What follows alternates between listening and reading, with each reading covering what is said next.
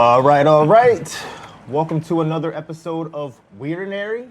I'm your host, BradQuan, and today I have a very special guest. He is a graduate of the University at Albany, where he majored in economics and marketing.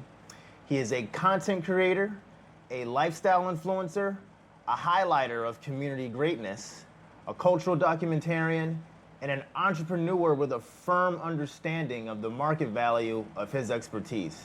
This is my guy, Ziekii. Pleasure. Couldn't have said it better myself, bro. You know what I'm saying? Listen, we gotta make sure that we give people, their flowers for being who they are. You know what I'm saying? You are so you came to my radar actually a few weeks ago. I saw an interview you did with the sheriff of Lark Street. Yeah. It popped up on my TikTok. Yeah. And I linked up with Ileana. My girl. Yes, and she did me and her did an interview, great interview, and she brought your name up. Yeah. And I'm like, I may actually look into this guy, and I gotta tell you, bro, I like the way you carry yourself. You know what I mean? There's a beautiful sense of professionality there. You're a man. You carry yourself with confidence. You know what I mean? You know what you bring to the table. There's no self-doubt. There's no second thoughts. You know what I mean? You have your marketing consultation business. Yeah, you could say that. I mean, marketing, promotion, consultation, anything. Yeah, and you charge, that's $100 for 30 minutes. Right. So that means it's $200 per hour. Yeah. It's a motherfucker this guy knows his shit, man. You're not fucking around, bro. Business is business. I respect that shit. Yeah. I respect that, man. And just seeing that, bro, because for me, like, I've been in sales, and, whether it's through interpersonal relations or intrapersonal relations, like, I've always had an issue with understanding my value, right? So, one thing in life, they say, like, in business, right? When you have a business and you get to a point, you need to hire people that are strong where you're weak. Right. I believe in life, you know what I mean? It's important to converse with people who are strong where you're weak. You got to learn. Yeah. You know what I'm saying? And just being around you. I mean, I love your composure. You know what I'm saying? It's like there's like a regal mentality. You feel me, bro? I dig that, man. You know what I'm saying? Thank you. But the regal mentality, it's not vain as it's not as vain as it sounds. It's like you're a man who provides service to other people. You highlight local businesses. I mean, what you're doing is wonderful for the community, brother. Thank you. And you're somebody that I know I can learn from. Hell, if I can learn from you, the viewers can learn from you. You know what I'm saying? So that said, I mean, before we really dive in, what made you want to highlight the local business owners and whatnot? Could I respond to some of the things you said before this first? Hell yeah, bro. Yeah. First of all, shout out Ileana. You're a real one. You're a real homegirl. Thank you for recommending me. I love you and I appreciate you for that. Second thing is, you said that I move with confidence and regality or regalness. I appreciate that. That means a lot, seriously. Absolutely. All credit to my parents, my father and my mother, if you're watching this, and my sisters. You're the reason I am the way I am. So, how many sisters do you have? I have two sisters, two older sisters. I'm the youngest. Okay. Yeah. But with confidence, it's like, a lot of people tell me that I seem calm, very sure of myself, which I definitely am. But I think confidence is a fake it until you make it thing a lot of the time. So even if I'm not feeling the most confident, I think I'm a big believer in speaking life into yourself. So I'll act confident, and I'll tell myself confident things and confident phrases in my head, and then that helps me feel more confident, if that makes sense. Affirmations? So, affirmations, that's the word I was looking for, affirmations. That's what's up. A lot of times I'll sit there and tell myself, I'm the best. This is what I do. I love winning. I'm a winner. I'm the best. Then you start to really believe it. So, yeah. I like that. Yeah. You were, did you play sports in college? Not in college. I played some sports in high school, and I played some sports in middle school, but I was never the best at sports. I love sports and I love competing, and I'm a very competitive person, but I can't say that I was the best at sports. Okay. Decent though, decent. And now I like to do martial arts, kickboxing, and I need to get my wrestling up and everything like that. Yeah. I dig that. Yeah. I dig that. And you're, if I'm not mistaken, I think I read on your IG profile, you're Nigerian? Half Nigerian, half Kenyan. Okay, yeah. This bracelet on my wrist so everybody knows. Yes. It says Kenya on it. So I love it. Shout I out my love people. it, man. So yeah, it's that you have that cultural understanding. You have that pride. You know what I mean? 100%. And I really want to, it's important for me to highlight these attributes within you, you know, as a black man. You know what I'm saying? As a black man venturing through capitalist society, really being able to mold your own lane and own it. You know what I'm saying? That's remarkable. You feel me? A lot of people don't like to pay attention to a lot of the cultural barriers that still very much do exist. It's a thing. It's a reality. Yeah. You know what I'm saying? But it's the people that can see those barriers and not allow those to hold them back from finding their true greatness that really make society worth living in. You know what I'm saying? Like, I fuck with what you stand for. Thank you. You know what I'm saying? Thank you. And it's you know, a lot of the times I think faster than I can speak. You know what I'm saying? So in real time, you know what I mean? My shit gets a little jumbled. Yeah. But with that being said, I wanna dive in to really understand you at your core. I want to paint a picture of Ziekii beyond flesh, so to speak. Yep. You know what I mean? I want to get to the nucleus of you. So that said, when you think back to your childhood, what experience first made you feel seen for who you were?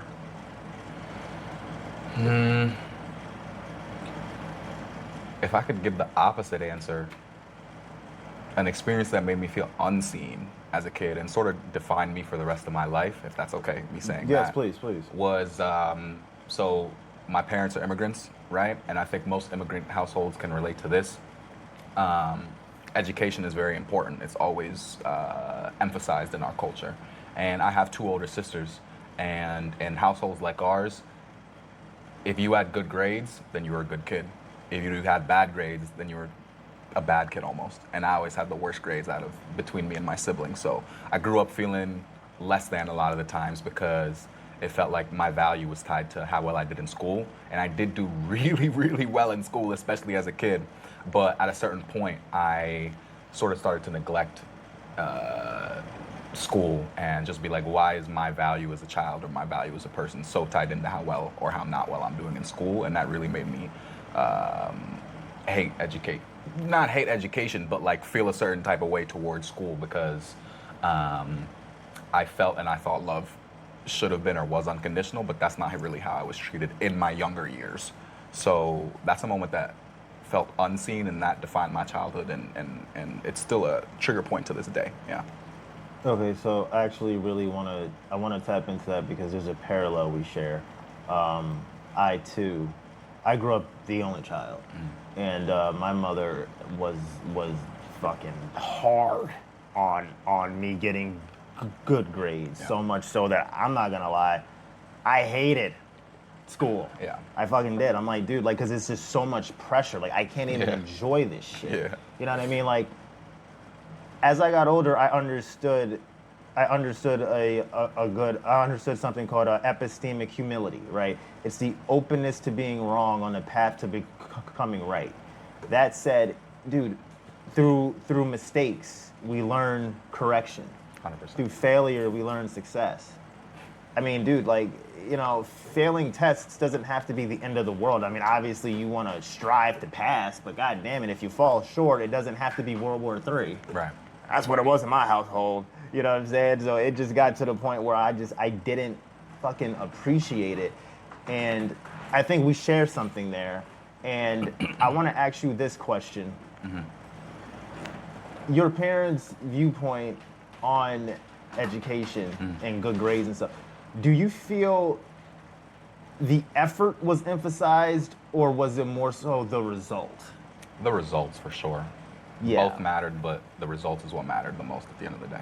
And you know what? That's the thing. I read this book called Mindset by Carol Dweck, and she talks about the importance of emphasizing effort with children, because that's what makes them strive for greatness. That's what makes them push harder. You know what I'm saying? When you emphasize just the result, it actually has an effect in which it makes you not really want to challenge yourself. Yeah. You know what I mean? It makes you not want to reach for your full potential. And ultimately, I think it's like the intention is good, but the message unfortunately gets lost in the delivery. And I just feel like that's something that needs to be said, because a lot of kids grow up in that environment and they don't learn how to meet their full potential. You know what I'm saying? Because they're so focused on the vanity of it. Right. You know what I mean? As opposed to the verity. You know what I'm saying? It's the effort you put forth. That's where the lessons are learned. It's like, dude, it's like the difference. It's like the journey and the destination. The journey is where character is built. You know what I'm saying? Yeah. The destination, that's cool, you know what I mean? But like when you get to the top of the fucking mountain, you see the view and you take it all in, it's wonderful. But you don't appreciate that shit without the arduous uphill battle of the hike itself. The journey. You know what I'm saying? Yeah. So yeah, I say all that to say, bro, like it's the effort that moving forward. I feel like, I mean, I don't know, do you have children? No. Fair enough. Well, assuming you want children, I know I want children. Thank God I don't have children yet. Let me just add that. Fair enough. Same. Yeah. I just know that that's something that I really want to emphasize. You know what I mean? Because we have the power to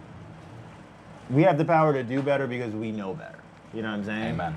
And you know, I just think that's something that I really like to focus a lot on now is the effort behind things. You know, because in society itself, dude, like we're judged on what we accomplish, not what we attempt. Yes. But the attempt matters. Of course. You know what I'm saying? If you don't fucking if I don't try this shit, if I don't take the attempt, I'm gonna go through life with regrets. You know what I'm saying? And it's just like you have to embrace your phases, because as you know what I mean, that's how you find where you belong. Yeah. You know what I mean? I don't know, man. I just feel like I feel like we hold ourselves back in that regard so often. I agree, man. I feel like failure are the stepping stones to success. And education is, I'm a proponent in education. I'm a believer in education. I don't necessarily think school is a scam, especially for people mine and your skin complexion. Knowledge is power. You know what I mean? Yes. Think about how long we weren't even allowed to educate ourselves for, or how many roadblocks we had. So I'm a believer in education. But I also think that the school system as it is now is very counterproductive, or there's aspects of it that are counterproductive to becoming your full self, right? School puts a negative connotation on failure, when in reality, if you want to be an entrepreneur, if you want to be anything great in life, you're going to fail. That's a fact. Michael Jordan said, the reason I hit all the game-winning shots that I hit is because I missed all the game-winning shots that I missed, you know? It discourages collaboration. You know, if you collaborate too much with each other, then it's called cheating. You know, it discourages using all the resources at your disposal. If you use ChatGPT or if you use the internet, they're going to call that cheating. Whereas when you get out into the real world, especially if you want to be an entrepreneur or someone creative, you're supposed to fail over and over and over again. You're supposed to collaborate over and over and over again. School is like a straight line, and life is not a straight line. And I think that's really the thing that the education system discourages us from. Linearity doesn't. There's not a straight line to success. There's not a straight line to enlightenment. Abstraction that's the reality of humanity. You know what I mean? That's why I feel like expressionism, I don't know if you're an art guy, but that's why I feel like expressionism is the best metaphor for life. Teaching kids to color inside the lines. I mean, yeah, I get Right. the importance, but like, like as we color ourselves throughout life, it's not supposed to be inside the lines. It's not supposed to be in the box. You know what I mean? Yeah. Living and thinking outside of the box, that's where the gems lie. You know what I'm life saying? is. That's a fact. You know what I mean? So that's actually a good segue into something else that I've asked people before that I would like to ask you. Do you feel the education system, the way it's structured, you think it sets children up to become free thinkers, or do you feel like it sets them up to fall in line? Certainly fall in line. I mean, especially when you look back at the history of the school system. I think John D. Rockefeller said, I want a nation full of workers and employees, not a nation full of entrepreneurs and thinkers. So I don't know if you're familiar with, John D. Rockefeller, Yes. and Yes, he created the Board of 100%. Education and 9 to 5 as we know it now with him and Yes. Henry Ford. So I mean, John D. Rockefeller was the first. I mean, his net worth back then and today's. Oof. Yeah, I mean, he was the Yeah. first trillionaire ever. yeah. But that being said, I think that's how society is, and that's how it's always been. There's always going to be more employees than there are entrepreneurs. So I think that's how society is, and I think that's how it should be, because we need people. And there's nothing. All work is good work. People hate on 9 to 5. I'm the product of multiple generations of 9 to 5. So all work is good work. I'm not hating on 9 to 5. That being said, society is structured around the 9 to 5 worker, and I think it should be. So yeah, I think education is set up to institutionalize people, yeah, and not to have free thinkers. It's structured around the 9 to 5 worker, yet the 9 to 5 worker is undervalued often. True. Is exploited often. True. As imperative as we are, why are we so often overlooked? Capitalism. You're somebody that you studied economics, so Right. you have I like to think I have a good understanding of it, but I want your perception. You know what I mean of it, your understanding of it. Can you kind of dig into how that mentality is birthed? You know what I mean? What mentality would you say, just so I can answer it properly? Just the deep, because bro, like the way I look at it, if we as regular people, us 9 to 5 workers, if we stop doing this shit, Right. we uprise, that's a fucking problem. Of course. We do what the higher ups don't want to do. You know what I mean? Yeah. Without True. without us, they don't live in their comfort and their luxury and their Yes. and their carefree lives. That shit doesn't exist. Yeah. It's not possible without us. So why? So given the power that we have, why are we so commonly overlooked, undervalued, unappreciated? How does this system foster such a negative mindset of the people that matter, the people that drive, that's people that essentially drive the fucking system? You know what I mean? It's because people don't. First of all, entrepreneurs do deserve a lot of money, because at the end of the day, you deserve a higher amounts of the profits for being the one to come up with the idea and bring everybody together. So I'm not saying that entrepreneurs shouldn't get paid a lot of money or get paid more. What I am saying is that the 9 to 5 worker and employees and everybody under, let's just say, the entrepreneur, owner, CEO does deserve more compensation, I feel, right? But why is this? To answer your question, I feel like it's because, one, people don't think big enough, and two, we aren't willing to suffer for long enough individually to see and to unionize behind as much of the power that we have. So let's just say every 9 to 5 worker wanted to say, hey, I'm not gonna work until I get paid what I deserve. Then what's gonna happen is my wife can't eat, my kids can't go to school, there's not gonna be gas in the car. Insurance, what if my kid gets sick? I'm not gonna be able to pay that. So I think, and you could argue rightfully so, people aren't willing to endure the short or long-term consequences for the long-term benefits that could be seen from getting the value that they deserve, which they might not even see in their generation. They might have to suffer in their generation for the next generation to enjoy the benefits of that, you know? But people aren't willing to do that. And I understand where they're coming from. Yeah.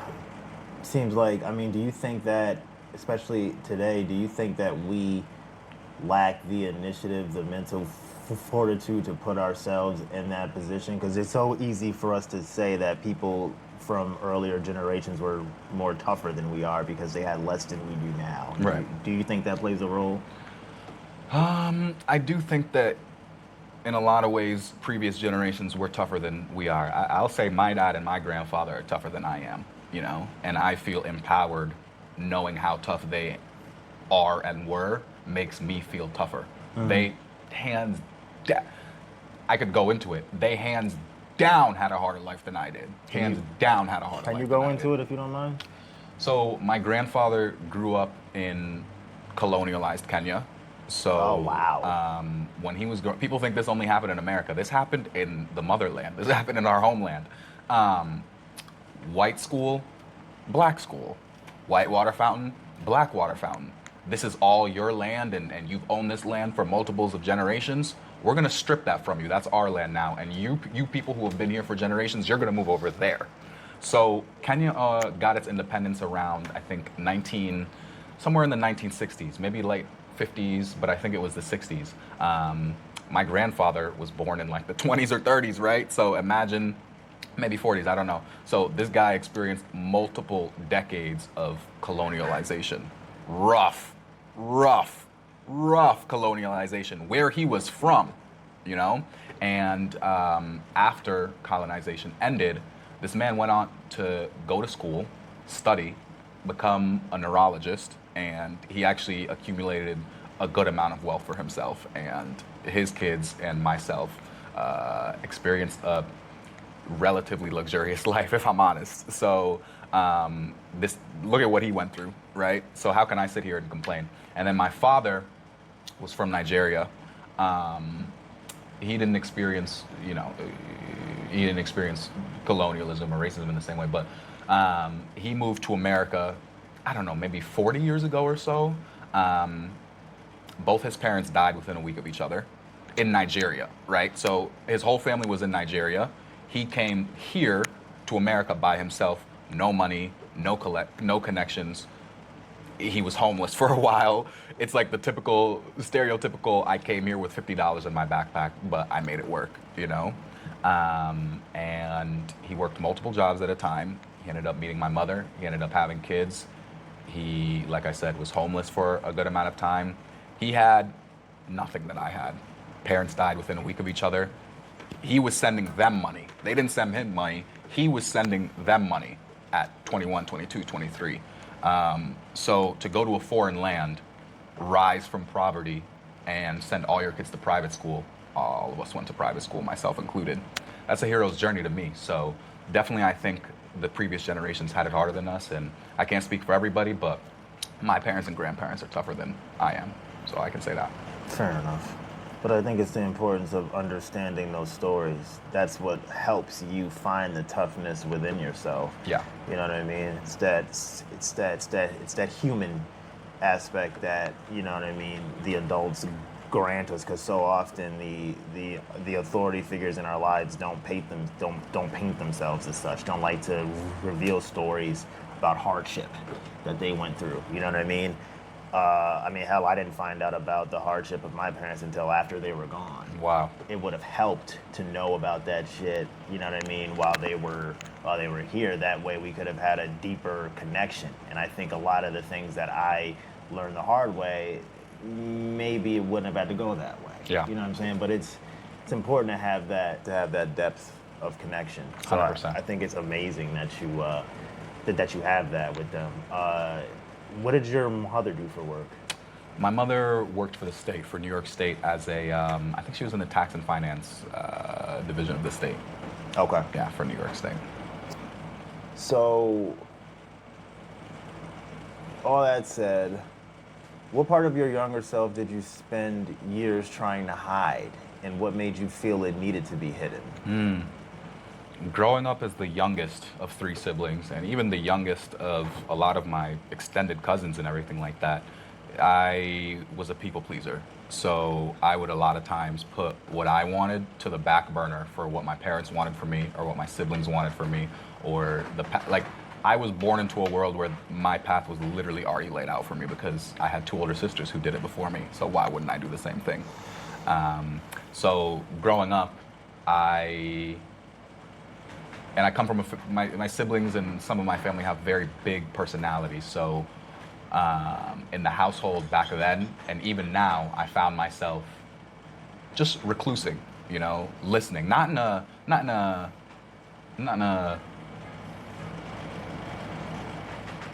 a negative way, but it's just, this is the world that I've stepped into way. So I think I put to the back burner a lot of my wants and needs and desires. I've been a creative kid my entire life, but I've sort of been, especially when I was younger, I was really forced to put a lot of that to the side and discouraged from expressing a lot of that for sake of following that path that was laid out for me through education, et cetera, yeah. Being a people pleaser is something that I dealt with too, being the only child, needing that approval and validation from others, and not being able to receive it where I needed it. It bled into my interpersonal relationships as I got older. So it's interesting because I found myself getting into, I'm not in sales anymore, but when I got into sales, I was like, okay, I have this belief that what society deems to be wrong with you is in direct correlation with what's right with you, as long as you can channel it properly. So I said to myself, okay, I need approval and validation in order to feel like I'm worthy. That's just that's an unfortunate truth. Yeah. How can I channel this in a way that it actually benefits me instead of hurting me? So I got into sales. You need people to give you their approval, 100%. to validate you in order for them to buy what you're selling. Yeah. They buy what you're selling, that puts money in your pocket, it helps you support yourself, it helps you give yourself what you need and want and feel a sense of worthiness. You know what I mean? You channel that. And in a sense, I do that now. I feel like we do that now. You know what I mean? When you highlight other people, you know what I mean? You tap into their needs. You know what I'm saying? And, you get the approval of others. You please others by highlighting their hard work. You know what I mean? What they put their blood, sweat, and tears into. And you do that in a way that's productive. You know what I mean? That's how you make people pleasing productive.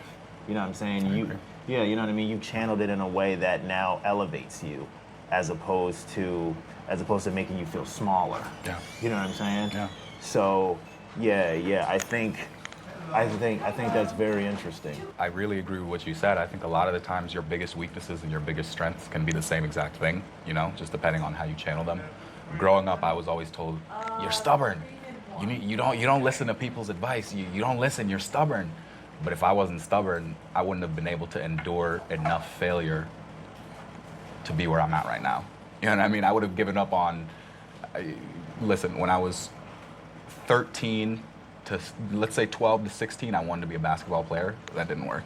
Okay. When I was 16 to 18, I wanted to make music and be a rapper. That didn't work. When I was 18 to 20, I wanted to be an entrepreneur. And I found a little bit of success, made a few tens of thousands of dollars, but ultimately fully didn't work. Now I'm 23 and I'm a creator, right? You're 23? I'm 23. Now I'm 23 and I'm a creator, right? But imagine if I wasn't stubborn, like people used to tell me was a negative thing. If I wasn't stubborn, I would have given up after all that failure. You know what I mean? And I would never be here with you. I would never be meeting with all these different business owners. I would never be getting recognized on the street, which I'm so God blessed to have experienced, recognition like that. So what people often told me was my biggest weakness I consider my biggest strength, but I try not to get too big-headed because it can be a weakness as well. And I try to be humble and listen to advice also. Well, yeah, I mean, our ego is a wonderful servant, but a terrible master. So it's about finding that balance. You know what I mean? Yeah. But a wise man once said, and I'm not sure who exactly this quote is attributed to, but the quote goes, "Be stubborn with your goals, but flexible with your methods." Amen. You know, I couldn't agree more. I can't believe you're 23, dude. I thought you were older. Wait, so did you like just graduate like a year or so ago? Bro, a few months ago.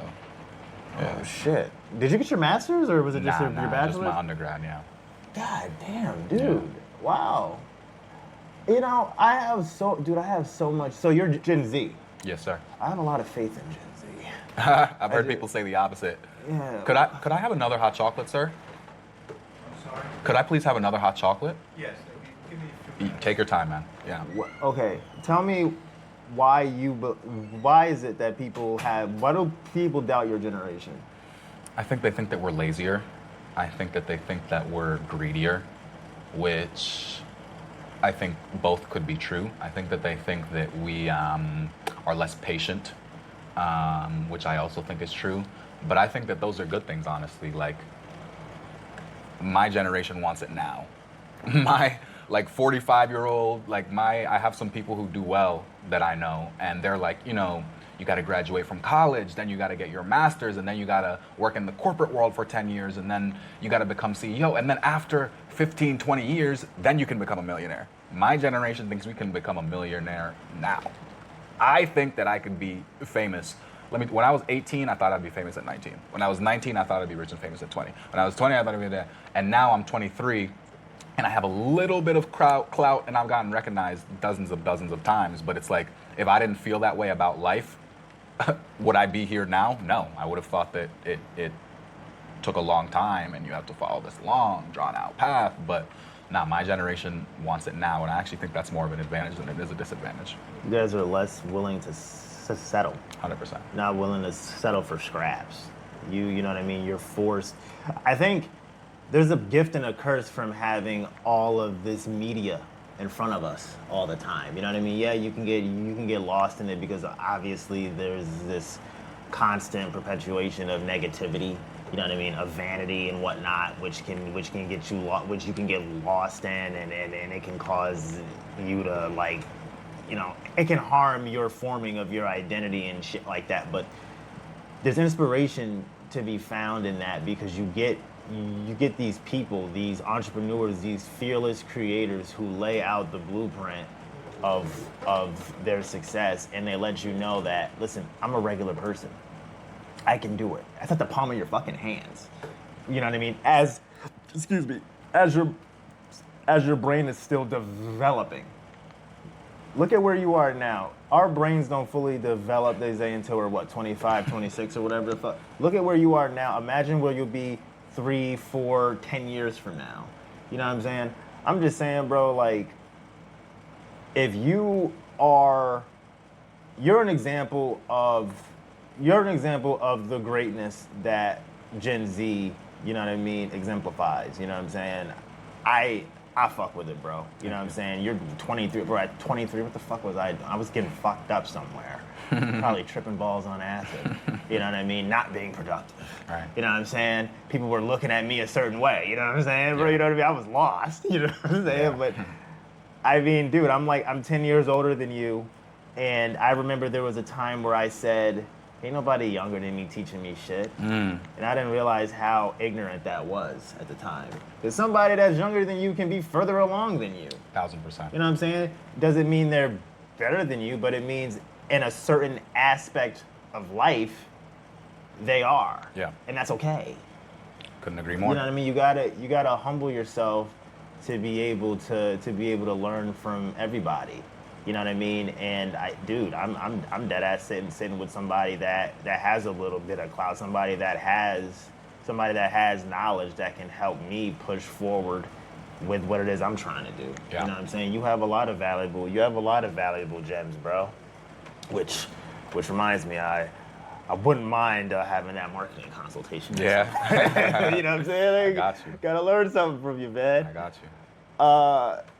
So all that said, what belief about the world did you inherit as a child that you've since had to unlearn? That good things take time. Good things often do take time, but I don't think they take as much time as we necessarily think that they take. So, I think that your life can literally change, I won't say overnight, but within the course of a few months. And I think it can change drastically beyond measure of what we think it can change. So, a lot of limiting beliefs that were told to me or imposed upon me, I think I had to get out of my mind. They never really were in my mind. I just had to really fully step into myself. So that's one. Yeah, that good things take a lot of time. Another one is that only special people do special things. I think ordinary people do special things. And one of the worst curses we've done to ourselves as a humanity is thinking that there's a different archetype of person out there that is accomplishing all these crazy things. Nah, these are just regular people who believe in themselves and endured failure for a lot longer. I mean, I think Steve Jobs said, people make the mistake of thinking that, what's the quote?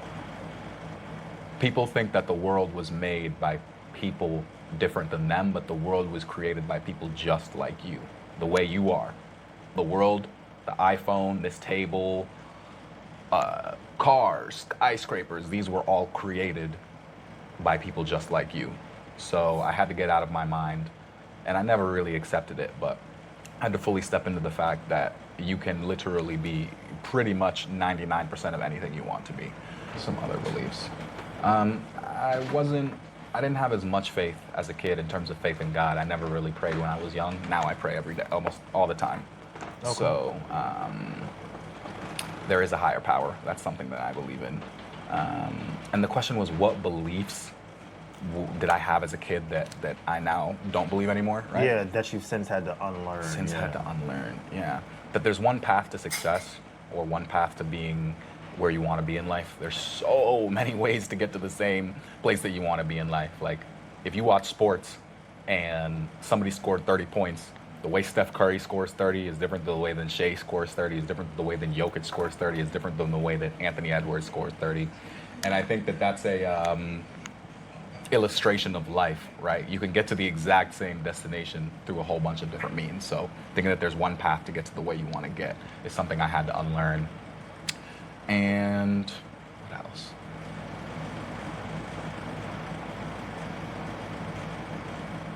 That you have to do it alone. Life is I ask for help a lot, and I ask for people's opinions a lot.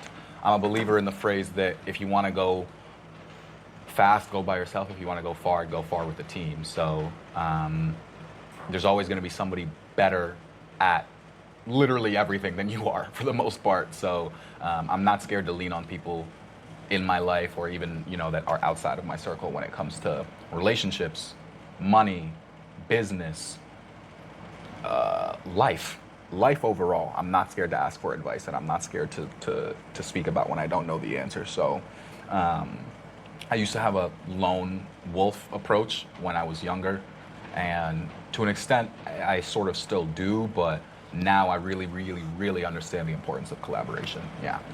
From where did the lone wolf approach stem from? Because you said you were very reclusive. Right. Like, was that something that was instilled in you from your parents, or where'd that originate from? I think I just felt neglected as a kid a lot, and I knew, like I said, that I was going to be judged on my performance, whether it was in school, or I got compared a lot to my siblings or other members of my family, and a lot of people can relate to this, right? Maybe if you're African, or if you're Indian, or if you're Asian, there's comparison everywhere. And even if you got an A, you could have got an A+. So I think it really discouraged me. Thank you, sir. I think it really discouraged me from going to other people, because when I went to other people, it wasn't really constructive advice. It was just, you're not doing good enough, do better. So that just sort of incentivized me to just go alone. But that's not the way the world is. That's not how life works. Comparison is the thief of joy. Yeah. What Teddy Roosevelt said that, if I'm not mistaken. And I want to get into that neglected aspect. Can you really elaborate on that for me?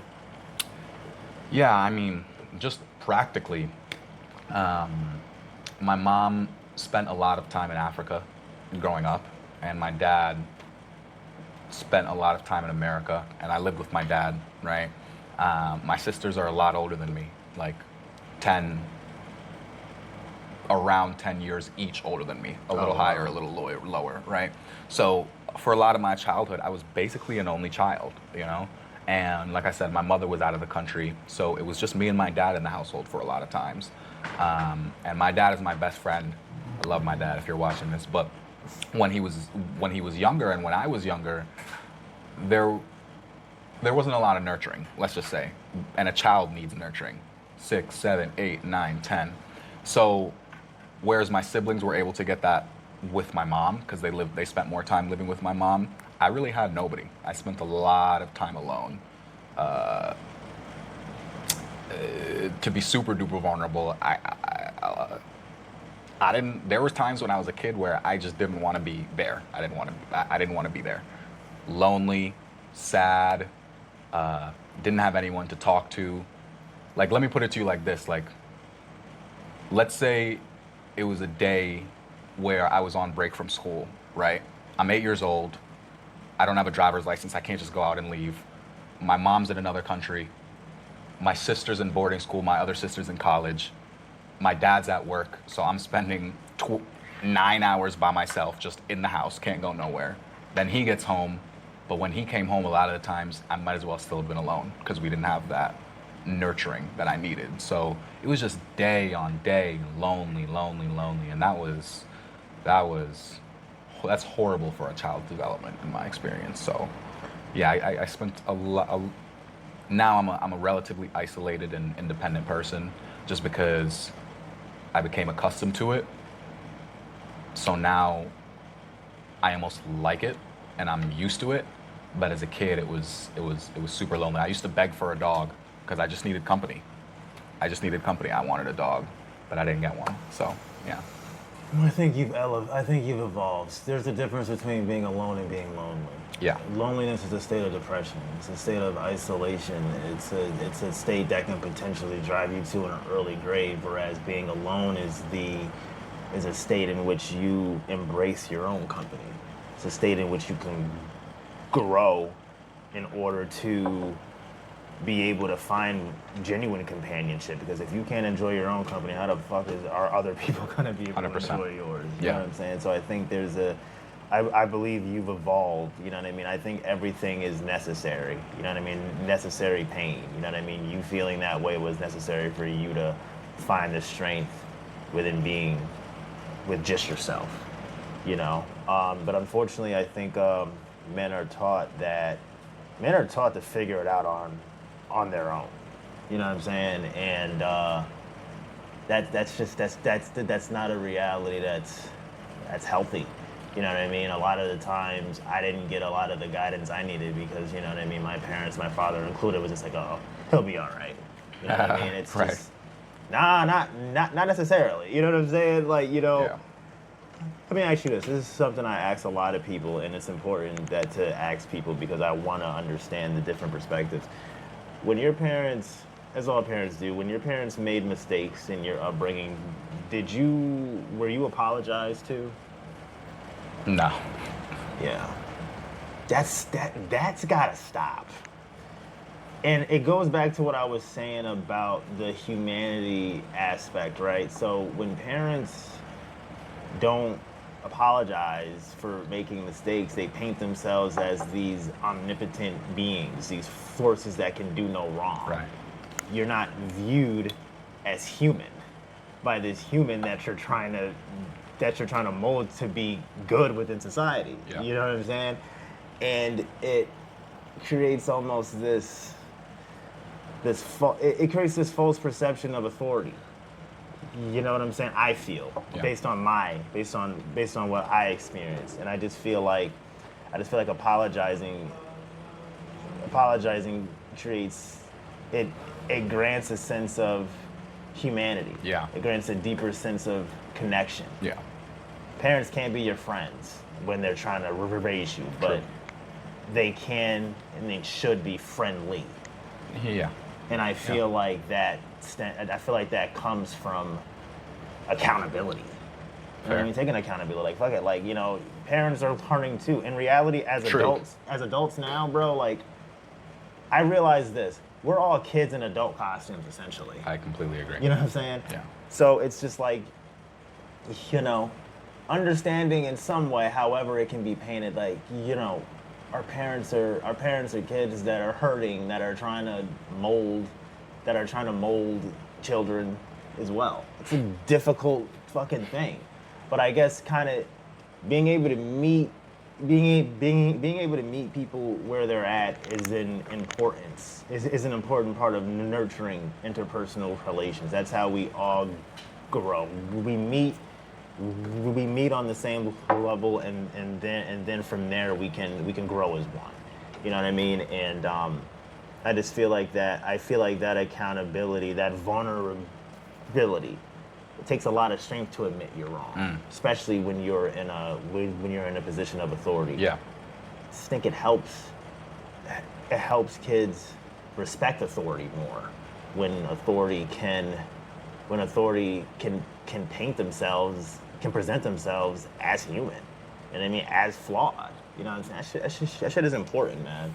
Even with my godchildren, you know what I mean? I've had situations where, you know what I mean, they may have pissed me off or whatever, and I may have yelled, and then I'm like, that wasn't necessary. I'll go back and I'll apologize. You know what I'm saying?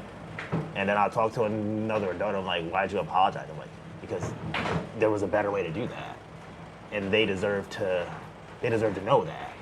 I don't give a fuck if you're 5, 6, 7. Like, shit sticks with you. It does. You know what I'm saying? Yeah. And I mean, hey, regardless or whatever, I mean, listen, tomorrow isn't promised, but I would like to be remembered as somebody who tried. You know what I'm saying? Somebody who learned from what I wasn't given, and, you know, I want to give what I wish I would have had. You know what I'm saying? It's important, man. If we want to have a fruitful future, we have to be willing to, you know, wear our heart on our sleeves and let it be known that we're wrong, we're flawed, and that's okay. You know what I'm saying? Like, I agree. there's nothing wrong with that. I agree. You know what I'm saying? Yeah. And I agree. yeah, I wanted to ask that because, especially because I mean, because you're 10 years younger than I, so Right. I didn't know if your experience was different. So it's good to be able to have that understanding. As a teenager, what hurt shaped the way you relate to people today?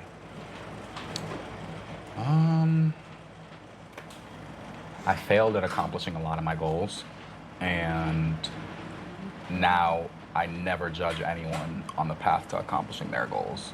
So like I said, when I was 13 to 16, I wanted to be a basketball player. Woke up every day trying to be a basketball player. It didn't work. 16 to 18, rapper. I'm gonna be a rapper. I'm gonna make music. Didn't work. 18 to 20, I'm gonna be an entrepreneur. Made a decent amount of money, ultimately didn't work. Now I'm 23 and I'm a micro creator, right? But I never judge anybody. Like, if you see a fat dude in the gym, a lot of people might laugh. I'm never gonna laugh. If I see someone posting videos and they're getting 200 views, I'm never gonna judge because I know what it's like to be there. So failure really made me more appreciative of people who are on their way to their goals, because I'm on my way to my goals too. Another thing was heartbreak as a teenager. And feeling not good enough or feeling less than in a romantic sense helped me be able to relate to people. Tap into the heartbreak for me, please, if you don't mind. Yeah, I mean, what specifically do you want to know? Well, first off, you grew up with what, 2 older sisters? Yeah. Okay, and your mother spent a lot of time in Africa. Yeah. You said, right? Yeah. Okay, so you didn't have that maternal nurturing as much as you would have liked. Yeah. Okay. How were you close with your sisters growing up? Very close. My sisters are like 2 angels, 2 mothers that I have. Yeah. Okay. So they were able to fill the void but still, I would assume you still longed for your mother despite that, right? 100%. How did your mother's absence impact your perception of Clement?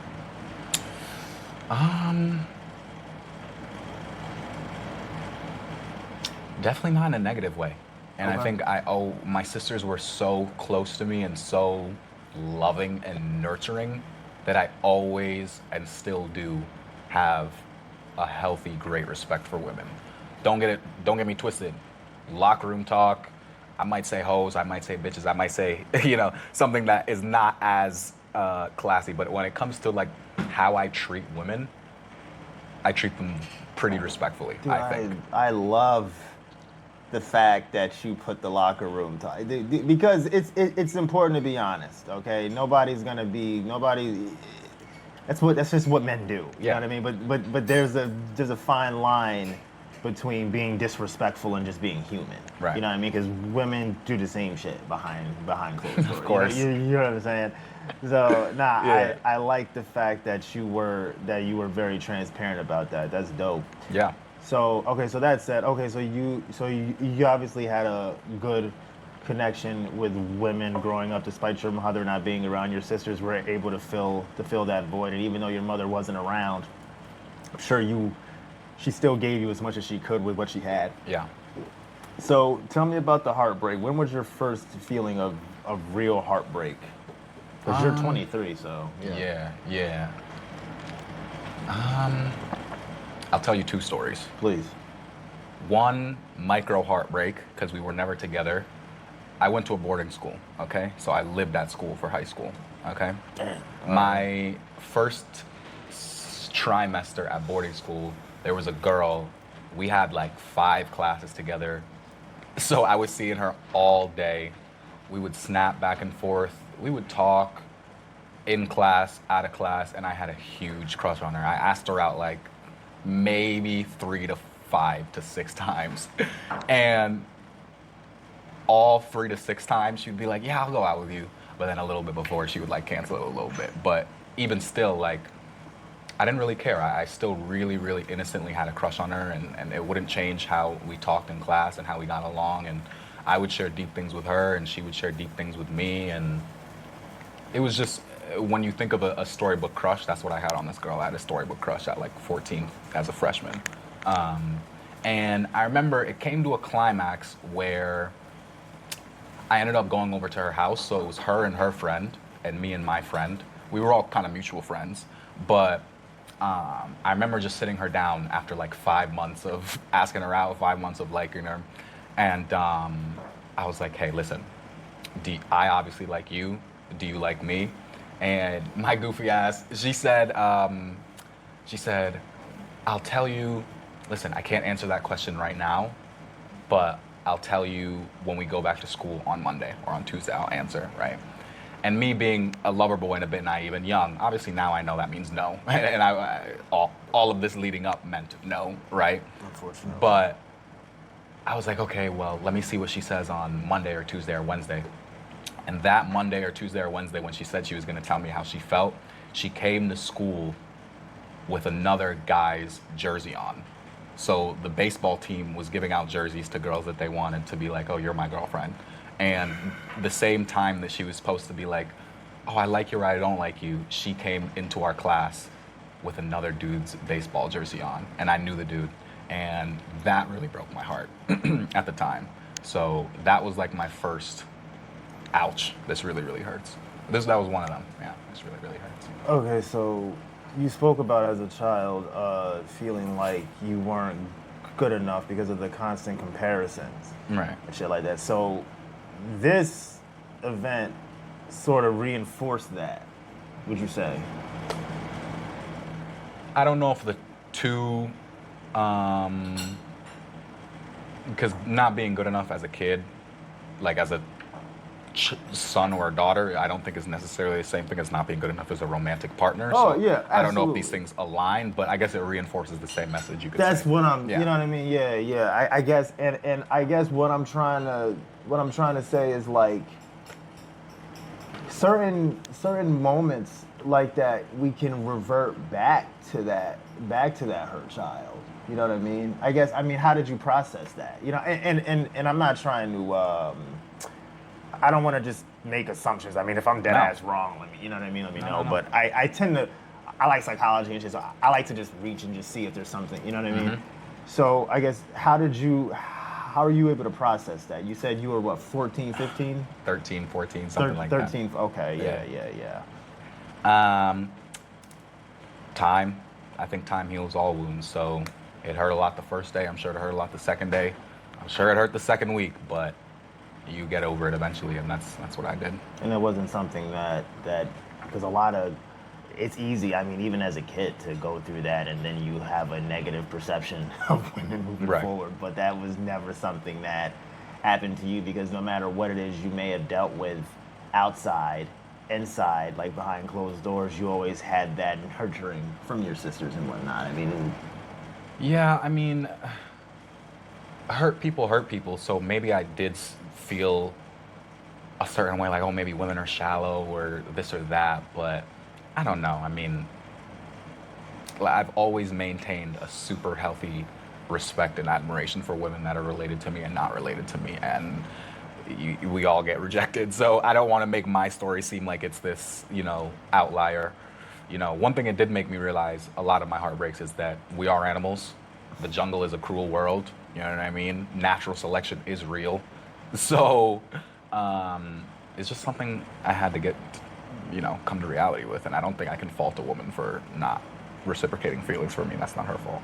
I mean, rejection is something that we all have to get used to. You have to have a good relationship with negative things. You know what I mean? When you do that, they don't have power over you. Right. You know what I mean?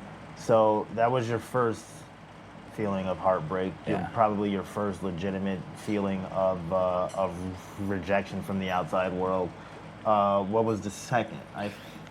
Yeah. So my first real heartbreak, because this one we were actually in a relationship. I was a senior in high school. So This like girl 17, was 18? Yeah, 17 exactly. Okay. This girl was a junior in high school. My first girlfriend, my first love. This was during COVID, and I went to a boarding school, so we lived together, right? And because this was during the virus, there was a lot less to do than normal. So we went from being strangers to being really close really fast. We would go on walks every day. We were texting all day, every day. My friends used to make fun of me because we would be on video games, and if she texted me, sometimes I would pause the video game mid-game just to respond to her, you know what I mean? So I was super duper in love with this girl.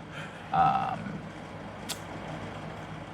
would buy her gifts, she would buy me gifts, we would have deep talks, we would go wander throughout campus for hours, just getting to know each other on a deep level.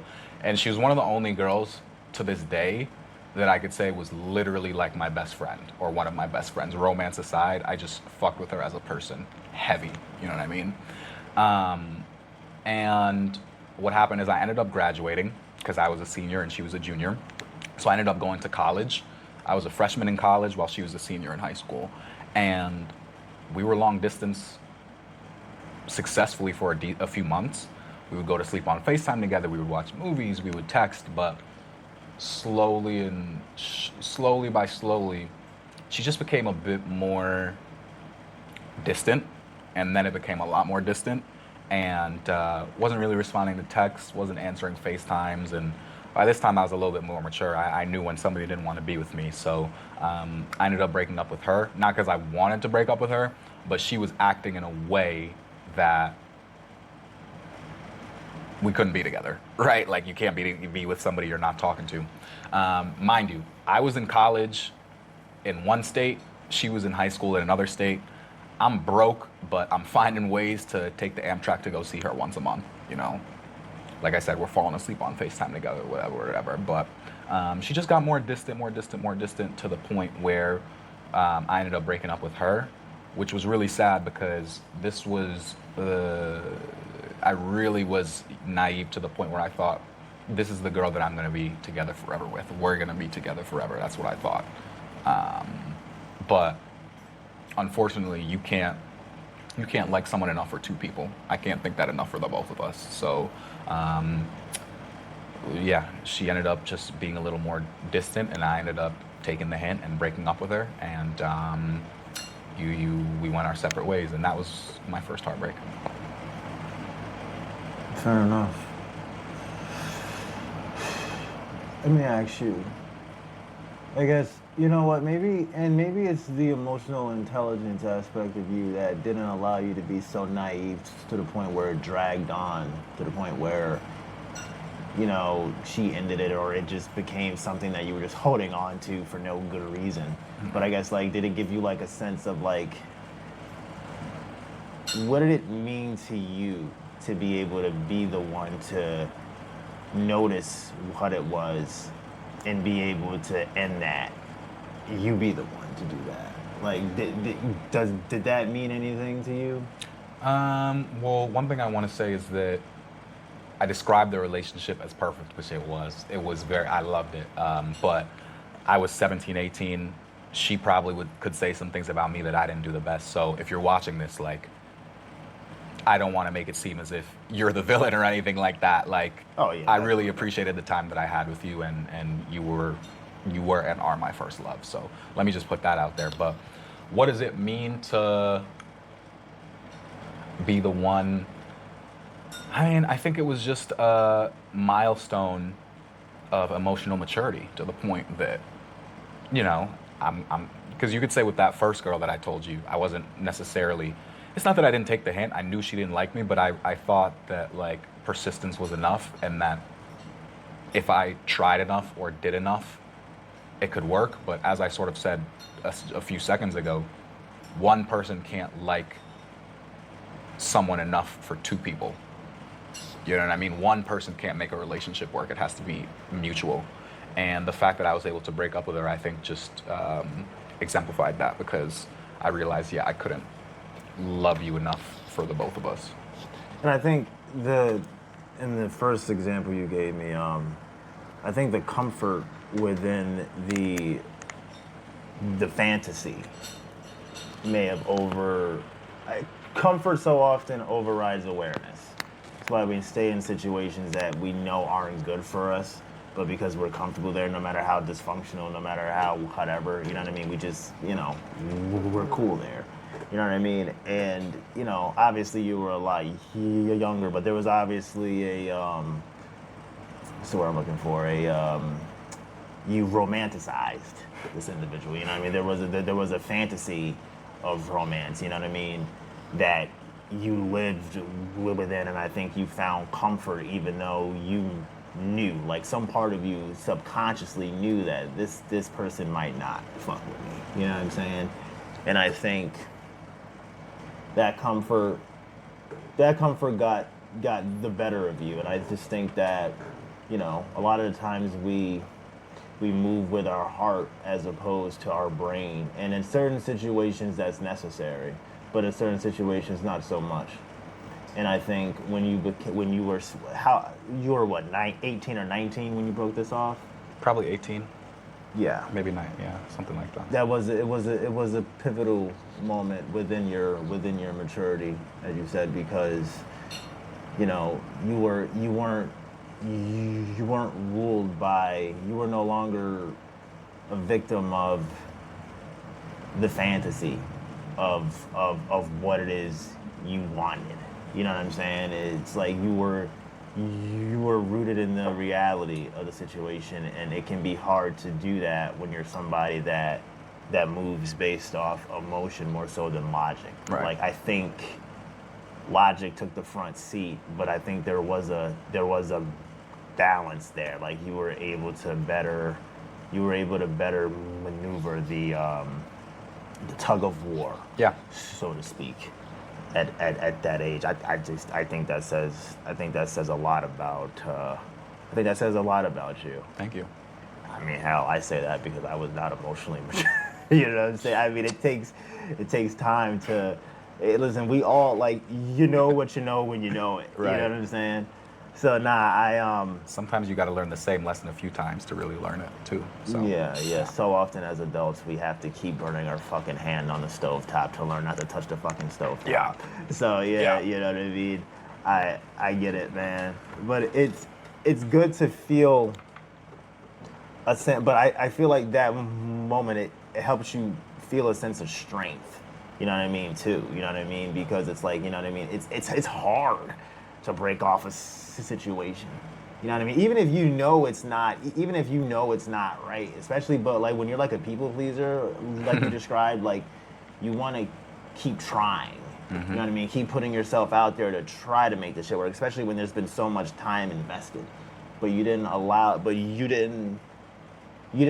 that to cloud your better judgment. You know? Nah, that's solid, bro. And that wasn't that long ago. Nah, it feels like it, but I haven't lived that long of a life, so really it wasn't that long. COVID was what? That was like 6 years ago. Yeah. Jesus Christ, dude! I was in Maryland, and I ended up coming back. Dude, COVID was weird, bro. COVID was fucking weird. But I feel like, Yeah, it was weird. you know. But what's interesting about COVID is like, it was a situation where we were able to get closer to other people. We were able to get closer to society, to those around us, because we're all forced into confinement. You know what I mean? And there was so many times where I felt depressed and like I was behind, and I felt like COVID allowed me to catch up. You know what I mean, to society, because we're all stuck, so to speak. You know what I'm saying? Yeah. So, nah, but it seems like during that particular time you were able to step into the next level of who you were becoming through the forced introspection, so to speak. Yeah. You feel me? So my next question, and we're gonna shift gears a bit, because this happened essentially as you were approaching young adulthood. You said that you had a little bit of success with entrepreneurship. You know what I mean? Which, I mean, is it fair to say, like, do you consider yourself an entrepreneur now? I'd Yeah, say you so, could say right? that, Yeah. So, can you remember a moment when your idea of success completely changed? Because I think we all have this imagined idea of success based on the shit that we see, you know, perpetuated through social media and shit like that. You know what I mean? Cars, clothes, you know, status, whatever. But like, what moment did your idea of what that actually meant change from what, you know, it's normally considered, I suppose, if that's a good way to put it? I think this might not answer your question directly, but the first thing that's coming to my mind is the first time I ever got recognized in public was, I think, fall 2025 at UAlbany by a young man named Justice. Justice, if you're watching this, I hope you're pronouncing your name right. You recognized me in Colonial parking lot. You told me you recognized me from my videos, and I asked you what platform you recognized me, and I think you said TikTok, and you said you'd be supporting. Whether you like them or not, that's okay, but I remember that moment forever because I had been trying to be recognized, or let's just say famous and successful, for such a long time that one person who recognized me ever, the first person ever, validated so many years of hard work and failure. I just felt so validated, like I'm doing something. And this is proof that I'm doing something. I had made money in business before, but this was, it felt like all the work that I had put in summed up to something. And it really taught me that you think that, and I went on to be, again, God bless, recognized dozens and dozens of times after that, but it really teaches me that you think you're gonna be a different person when you get where you wanna go, but you're not. You're just the same person in different circumstances. And it also taught me that life is never perfect. You think that if you get to a certain place, all these different problems are gonna solve themselves, but no, success only solves success in shallow problems to an extent, right? But you're still gonna have internal and social problems that you're gonna have to deal with as well. So it really taught me that, you know,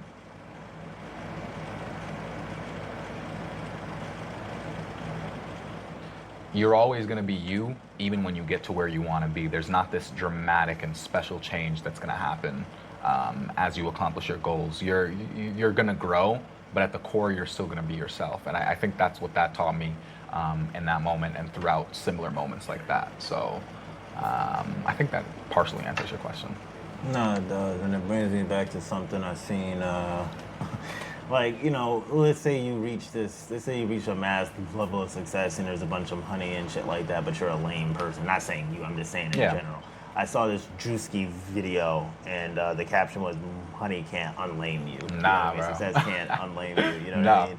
But I do feel like success, money, recognition, that shit, it magnifies who you are. Yeah.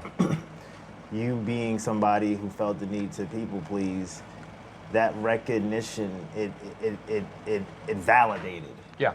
you. You know what I mean? Yeah. It validated a wound. You know what I mean? So to speak. Is that fair to say? Not necessarily a wound. It validated all the work that I put in up to that point. Okay. That Fair enough. Came with so much failure. It validated that I got somewhere, and it was proof of concept that I can get a lot farther. That's really what it was. It proved to me that one thing, and you know, maybe those other ones too, occasions where people have recognized me. It proved, okay, I'm not even close to where I want to be. I'm still literally nobody for the most part, you know what I mean? But it's enough proof to know that I can be where I want to be. And that was the most validating part for me. Yeah. Getting somewhere.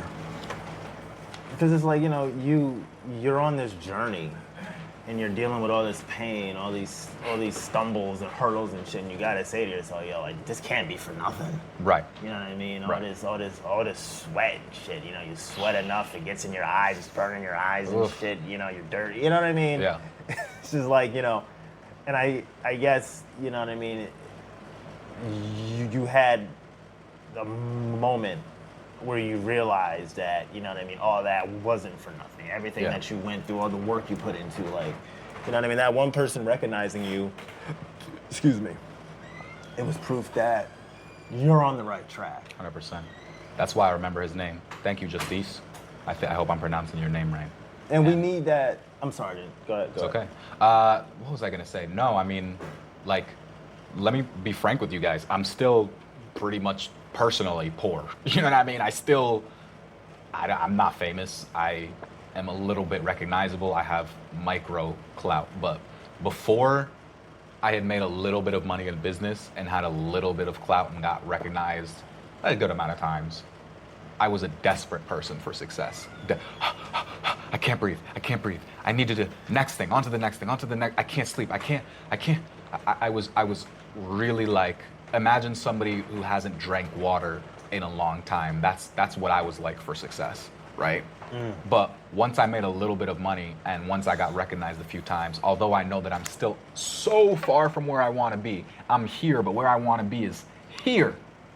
I've seen enough to no longer be desperate. And that was a feeling that was weighing on me for years. Desperation was weighing on me for years. But that little proof and that little validation took away that desperation to say, okay, I'm not where I want to be, but I'm gonna get there. I know I'm gonna get there. You're on your way. Yeah. So that reassurance is necessary. You know what I mean? In order to feel comfort, in order to feel comfortable in your truth. Yeah. You know? It can be easy to think that we're living a lie. You know what I mean? And let me ask you, that desperation, because desperation will make you do shit that you wouldn't normally do. Yeah. You know what I mean? What do your sisters do for work? My oldest sister is a corporate lawyer. Oh, sure. My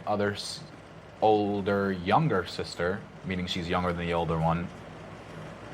You know what I'm trying to say. Yeah.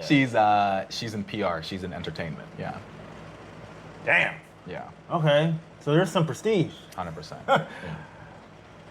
I asked that because it's important to understand where that desperation stems. I mean, as a child, you were always being compared, you know what I mean, and shit like that. And these things that can hold us back, that can be presented to us as motivation, but can manifest as wounds. Is that fair to say? Yeah. Like in the beginning, especially. 100%. You know what I mean? It is there for a reason. It exists as a driving force. I mean, a corporate lawyer and in PR and entertainment. Like we're talking about like Hollywood type shit.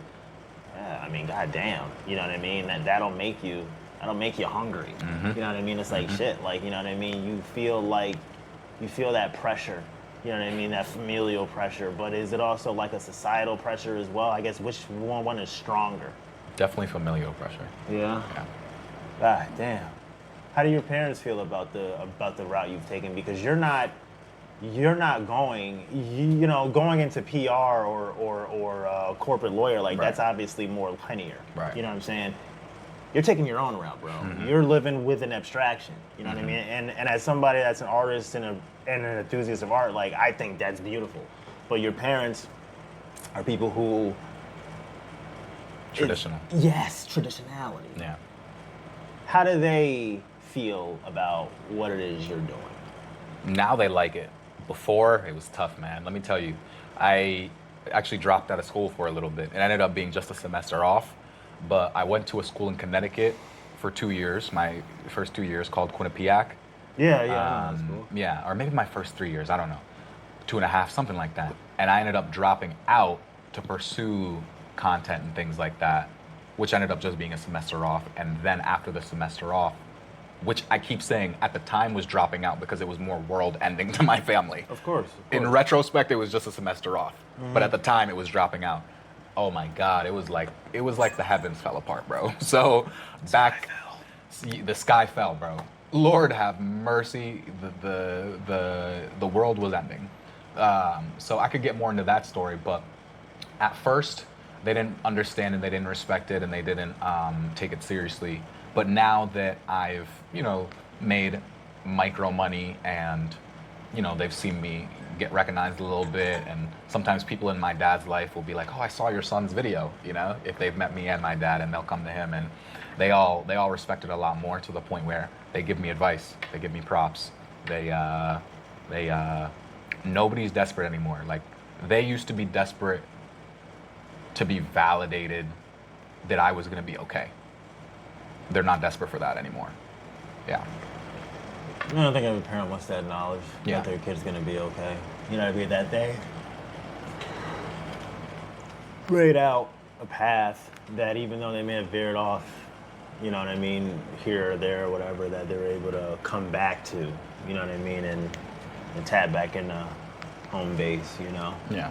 Can I say something? If I keep repeating certain points, like, I hate to sound like fucking braggadocious. I only keep saying, like, recognizable, or repeating I wanted to be a rapper, then I wanted to be this. I only keep repeating them because I'm going to clip some of this, and some things need to be said closer to, do you understand what I'm trying to say? Like, a 30-second clip needs to have some context. So that's why I'm repeating some things in different parts, just for the clips, so that they can have full context in the clips when I put this out. So, yeah, I just wanted to say that. But repetition puts emphasis True. on certain points. Listen, trust me, I have ADHD. Sure, I mean, undiagnosed, but I'm pretty sure it's fucking ADHD. So I'm used to repetition, and it's like my middle fucking name. Trust me, I get it, brother. You don't have to Okay. explain yourself to me. Cool. Though I do appreciate you explaining yourself to the viewers. So Right. it's all good. Right. You know what I'm saying? But yeah, man, it's and talking about that rapping thing. I mean, that could still happen. it could happen. You never know. You know what I never mean? know. I mean, Yeah. Jesus. I mean, I'm sure at some point I could see you dropping a track. I mean, Shit. DDG. I don't know what he was doing. Right. I don't know what he's doing these days, but he was doing the skits, and then I got into music or whatever. I mean, it happens. You know what I mean? Does. Lil Duval is a comedian. He dropped a song. That was a big deal. You know what I mean? If the passion is still alive within you, the possibility never dies. You know what I'm saying? like that. So yeah, don't give up on that shit, bro. I'm not saying that you did. You know what I mean? But just like, because you said, oh, I tried this, that didn't work. You know what I mean? It wasn't what was meant for you at the time. Every point that we come to where we feel like we've fallen short, it's like you're in the right, what the hell, like right book, wrong page. You know what I mean? Type shit. You know what I'm saying? So it's like, you know what I mean? Like this is meant for you. Like I wanted to do music. You know what I'm saying? I wanted to do acting. You know what I mean? Yeah. Like writing scripts and shit like Yeah. that and doing that. I wanted to do all these things and I continue to fall short. You know what I mean? But it's like, okay, it took time for me to realize, dude, you belong in media. This is where you need to be. You could say right field, wrong medium. Yes. You know? Yes. So, you know what I mean? Yes. which 100%. That's how I feel. Like, That's exactly what it is. You know what I mean? What you may fall short on, it doesn't necessarily mean it's not for you. Yeah. You know what I mean? If there's talent there, that's undeniable. Yeah. You know what I mean? But this isn't necessarily how you break into that. You know Yeah. what I mean? What you're doing now can be your stepping stone into music. You know what I mean? Which can then magnify your platform tenfold. Yeah. You don't know. Yeah. But don't never ignore talent that's present. You know what I'm saying? When you're trash at something, people will tell you that. I get the feeling that wasn't the case with you. With what, music or Yeah, what? with music. You like I said, you look like Travis Scott. Not saying that that's gonna translate into musical success or talent, but I don't get the feeling that you're somebody that struggled in terms of talent musically. No, I wouldn't say so. Yeah, 100%. The people who did listen to my music, some of them, a decent amount of them liked it. You know what I mean? Yeah. Yeah, they liked it, and it just didn't end up being the thing that, like I said, I look at this all, I'm gonna say it again for the clip. When I was 13 to 16, I wanted to be a basketball player. When I was 16 to 18, I wanted to be a rapper. When I was 18 to 21, business. Now I'm 23 and I'm a creator.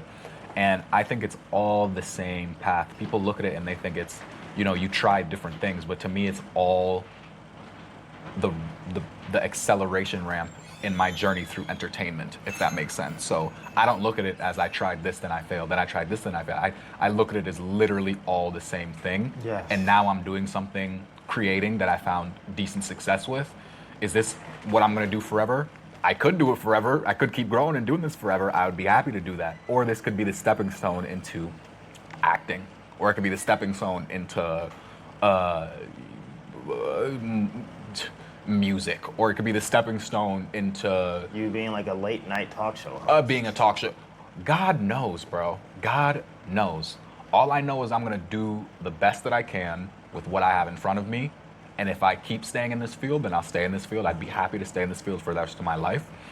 If it transitions me into the next field, perfectly fine. But I look at it all as one journey, even if it was slightly different, quote unquote, professions. You're a funny guy too, bro. I peeped this one video you did, like how girls keep you in the friend zone, and you had the African accent, like, oh, you stay right there, Yeah. right there. I was like, oh, it was like this shit is funny. You know what I'm saying? I mean, like, bro, there's so many possibilities for you. You know what I mean?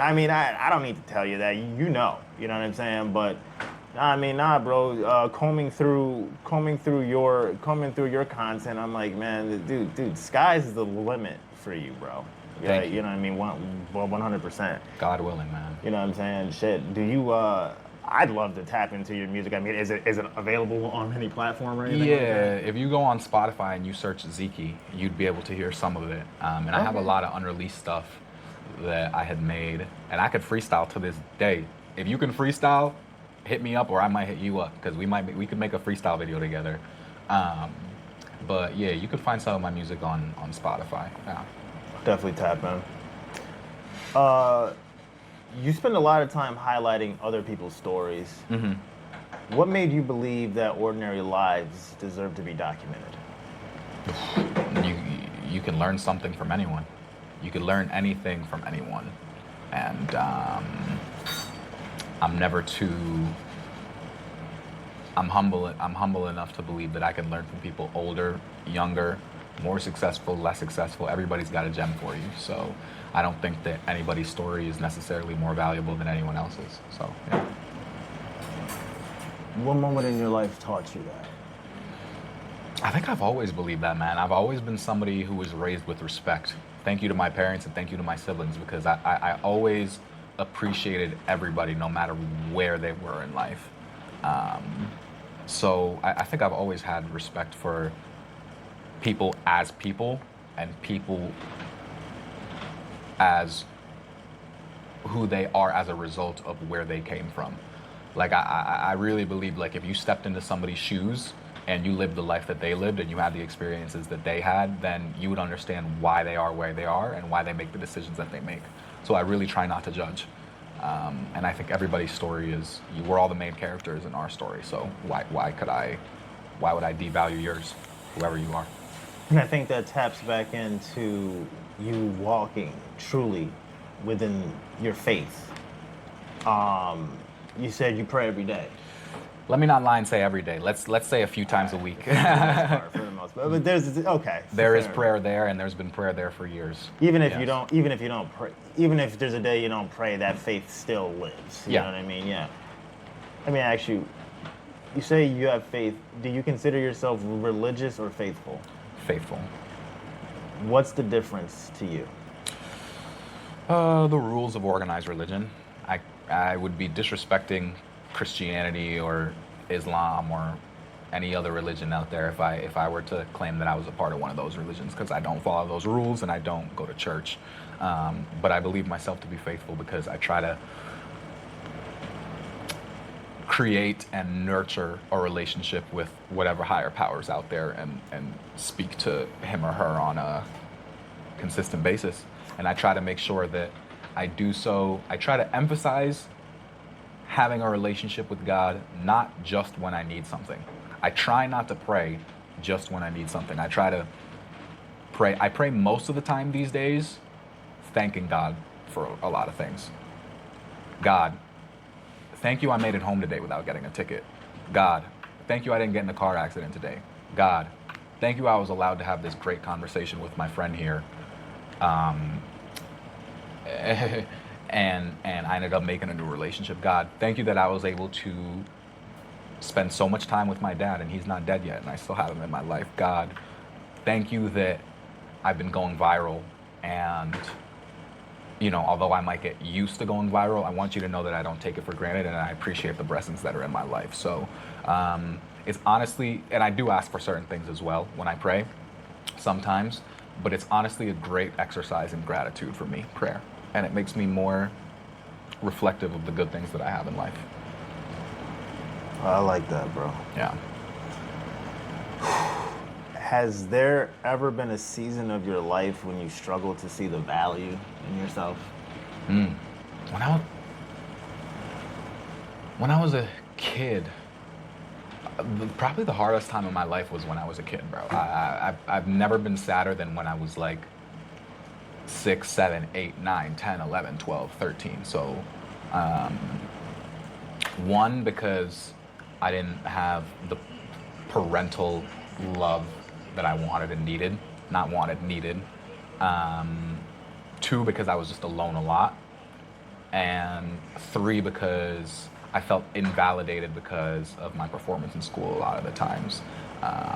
So yeah, that was I think that answers your question. And also, like, through my teenage years, when it comes to love and relationships, I felt, again, not good enough. I think if that answers your question, yeah.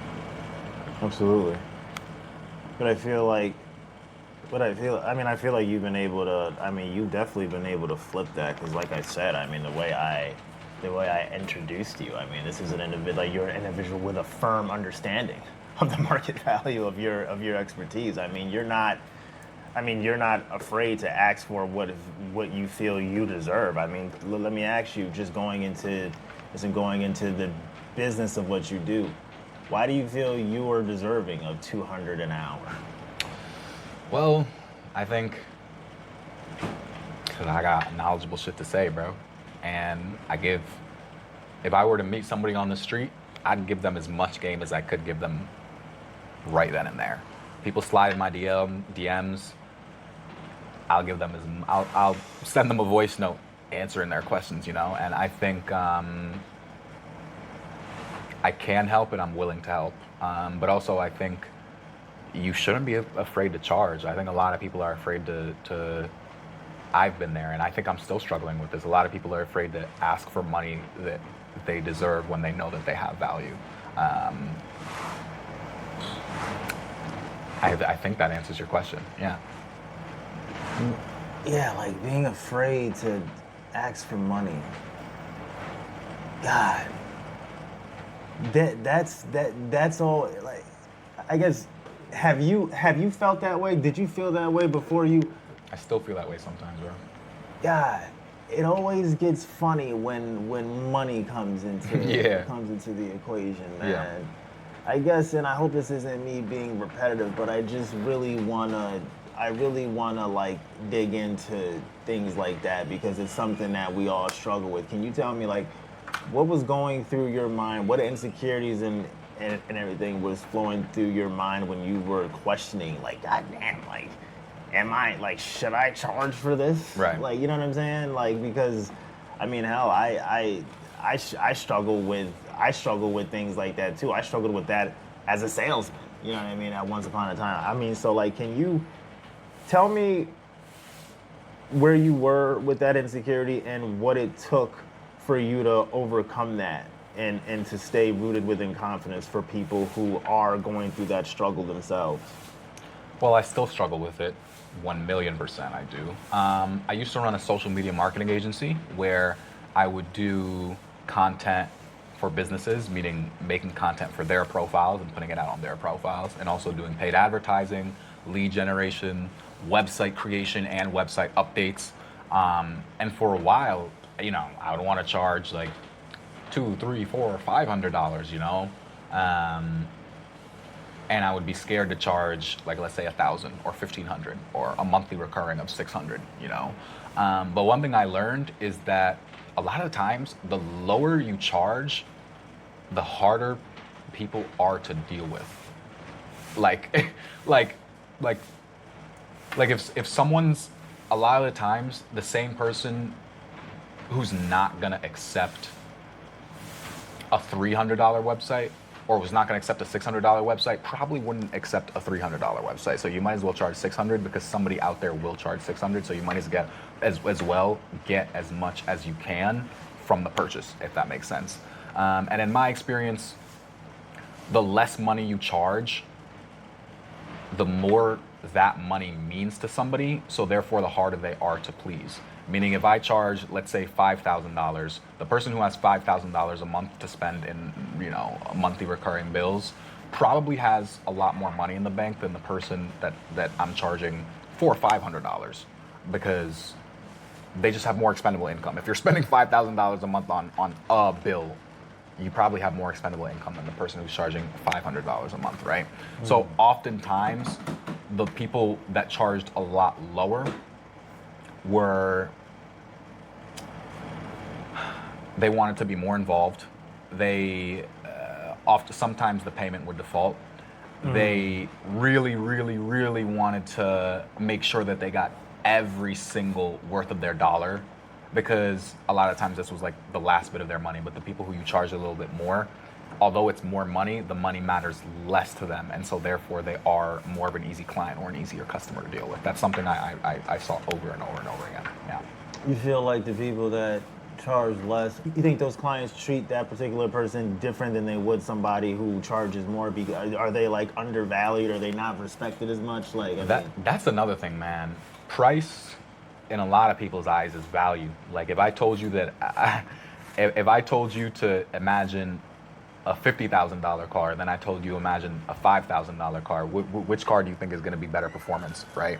The $50,000 one, right? So a lot of the times when you're charging something, you're telling people how good you are. Subconsciously or consciously, you're telling people how good you are, you know? So I think a lot of the times you could price too low to the point where people are like, okay, well, if this is this low, how good can it be? You know what I mean? Whereas if it's this much, okay, maybe I can't afford it, but I still think that this is premium service, if that makes sense. So yeah, price equals value. And I would tell people, like, how much you charge is in direct correlation to how good people will think you are, especially depending on what product or service you're selling. Yeah. Just you gotta walk with that confidence, man. You know, but that goes to show, like, but confidence is, you know how real confidence is when you step in. It's easy to be confident when you step into a room where everybody knows you and respects you and validates you, but like somebody who truly is firm in their worth can carry themselves the same way in a room where they're unknown, a room where they aren't liked. You know what I'm saying? You're still like, yo, like, this my value, this my price. I don't give a fuck. You know what I mean? However you view me, that's cool. But this is what it is. You know what I'm saying? You still got your head high regardless of the tension that you may feel, right, wherever. You know what I'm saying? That's real confidence. You know what I mean? And it's something I'm still trying to gain as I move forward with what it is I'm doing. You know, Me too. It's a journey. You know what I'm saying? But yeah, you know, we learn as we go. What's the part of your identity that success can never satisfy?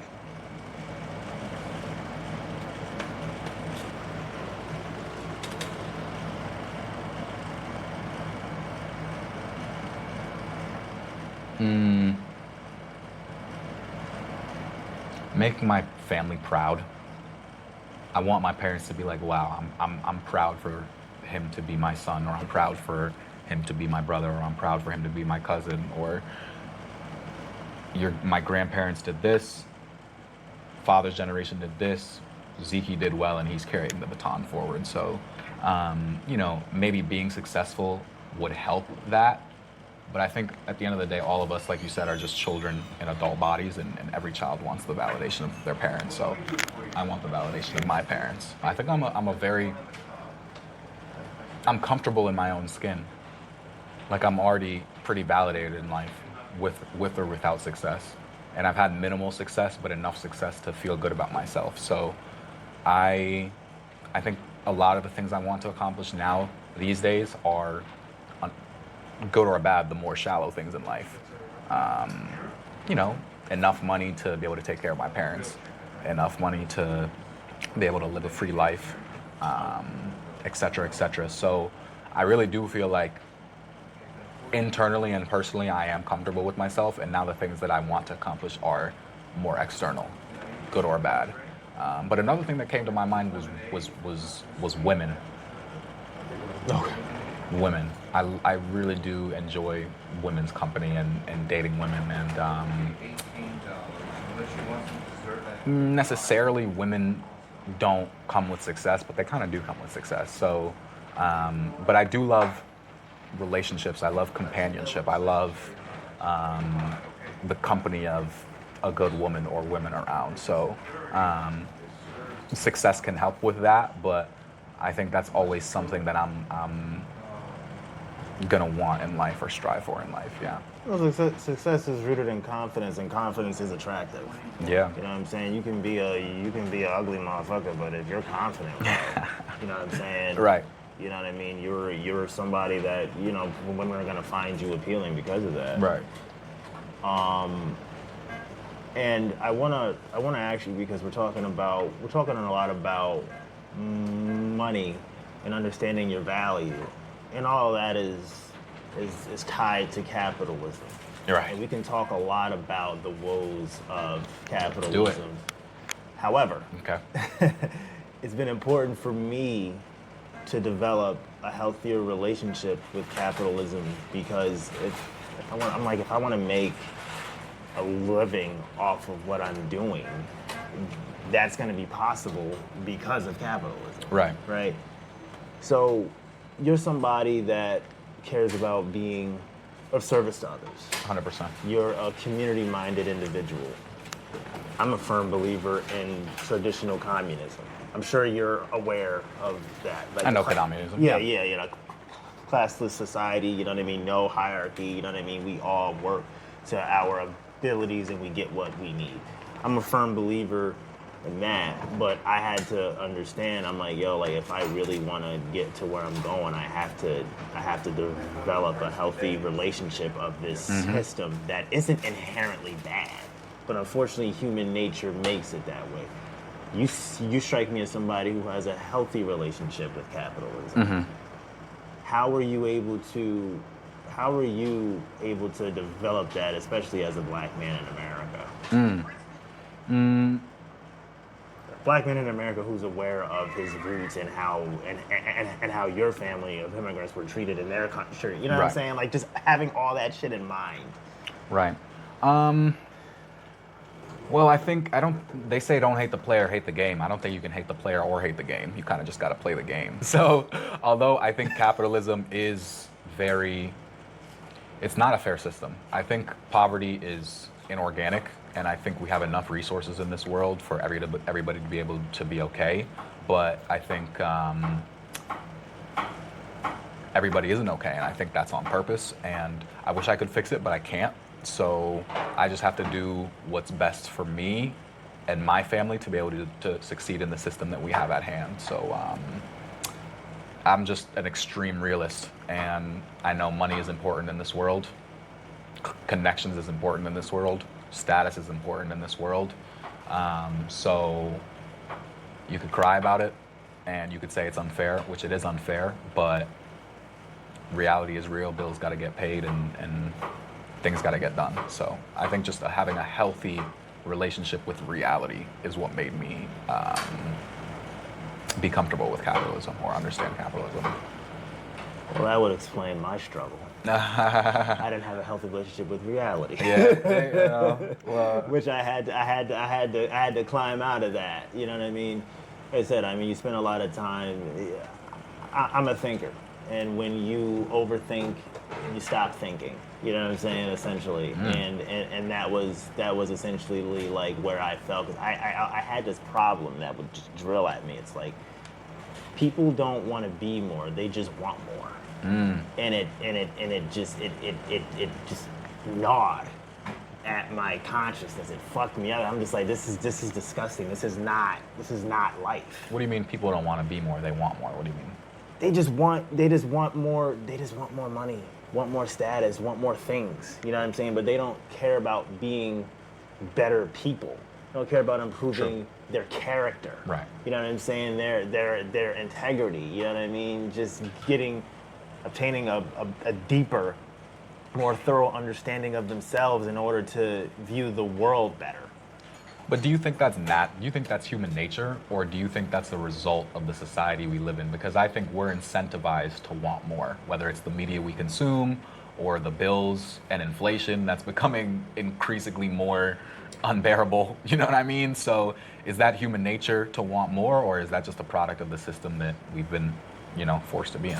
I think it is a product of the system that we've been forced to be in, because there's nothing wrong. There's nothing wrong with wanting more, you know what I mean, for yourself and those around you. But my problem is when your want for shit that ultimately doesn't matter after you get it. You know what I mean? Things that just make you look better to people who don't give a fuck about you. You know what I'm saying? Shit like that. Like, when that overpowers your desire to be a better person, a better parent, a better spouse, a better citizen, to me that's the problem. You know what I'm saying? Because I've been a shitty person. You know what I mean? And I've been a person that people are like, yo, you're not a good person. And I've been that person where people are like, yo, dude, you're amazing. You know what I mean? Like, you walk in the image of God. Like, I've been, like, I understand the duality. I get the spectrum. I've been there.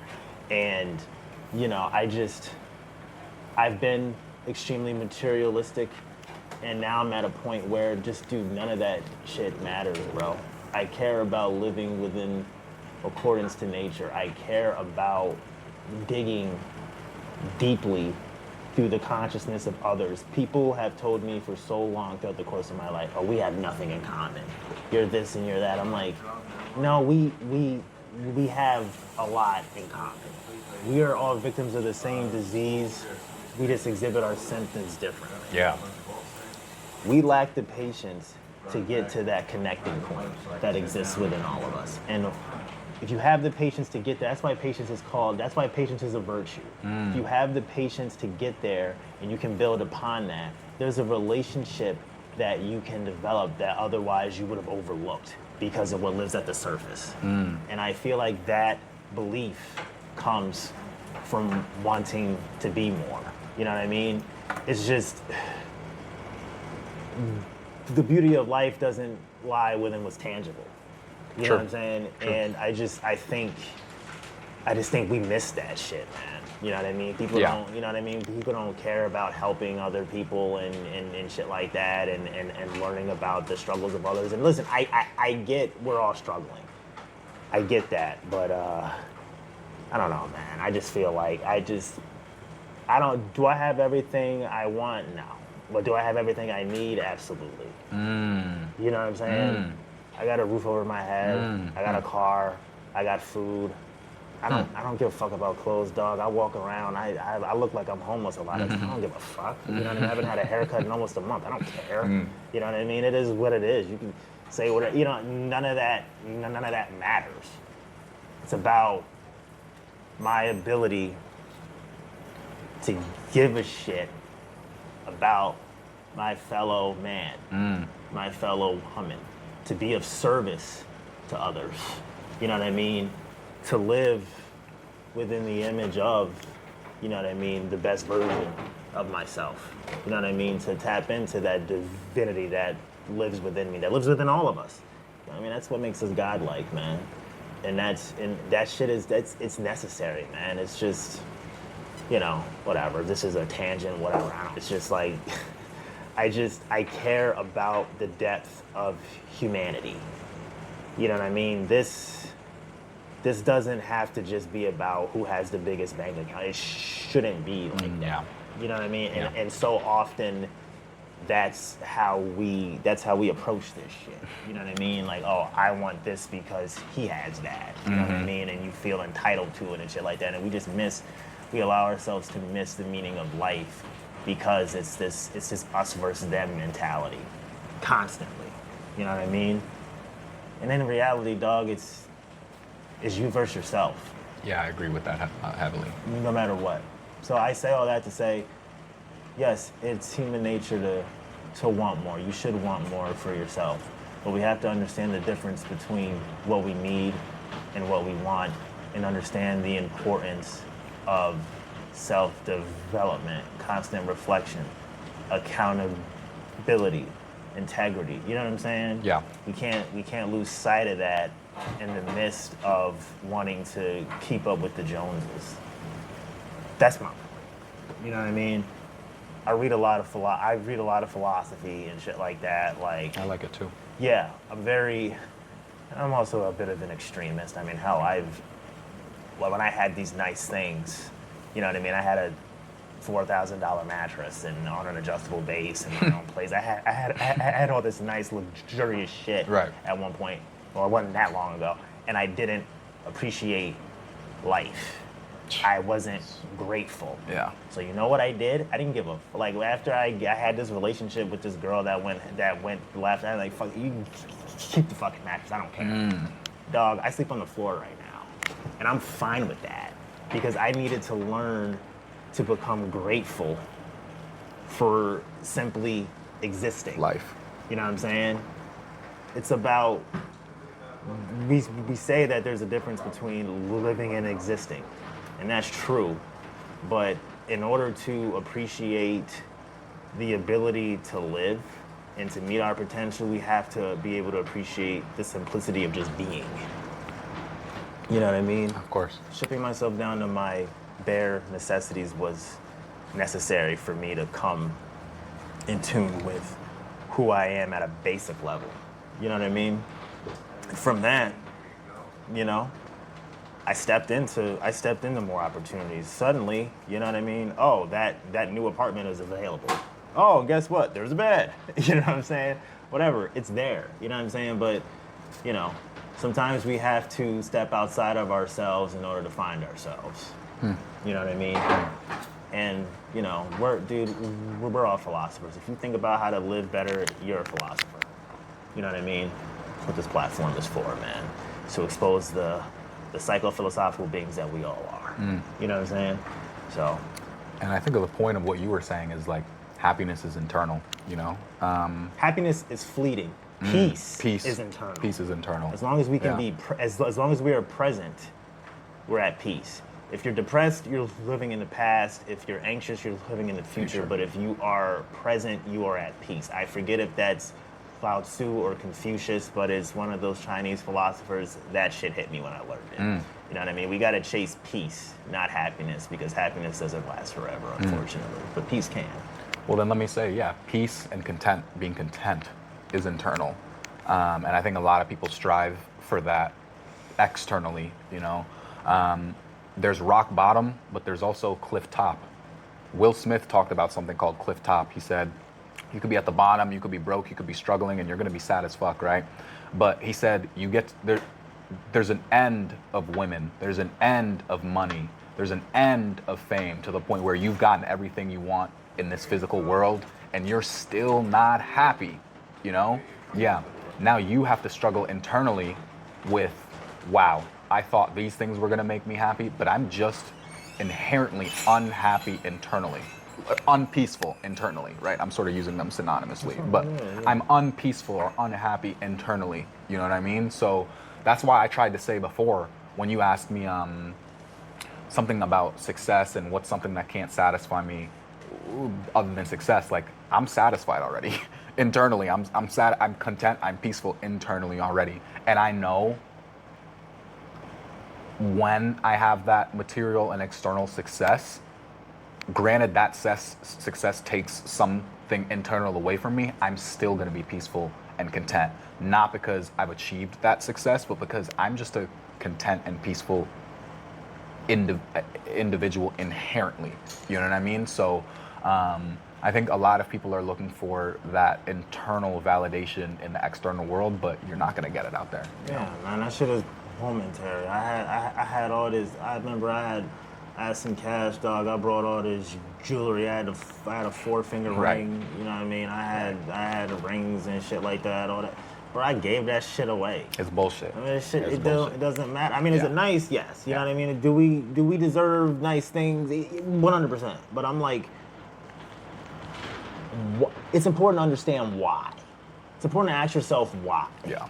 You know why kids are so powerful? Yes, like adults teach children how to mold into adults, but children teach adults how to be. You know what I mean? You know why? Because kids ask why. Kids are naturally curious.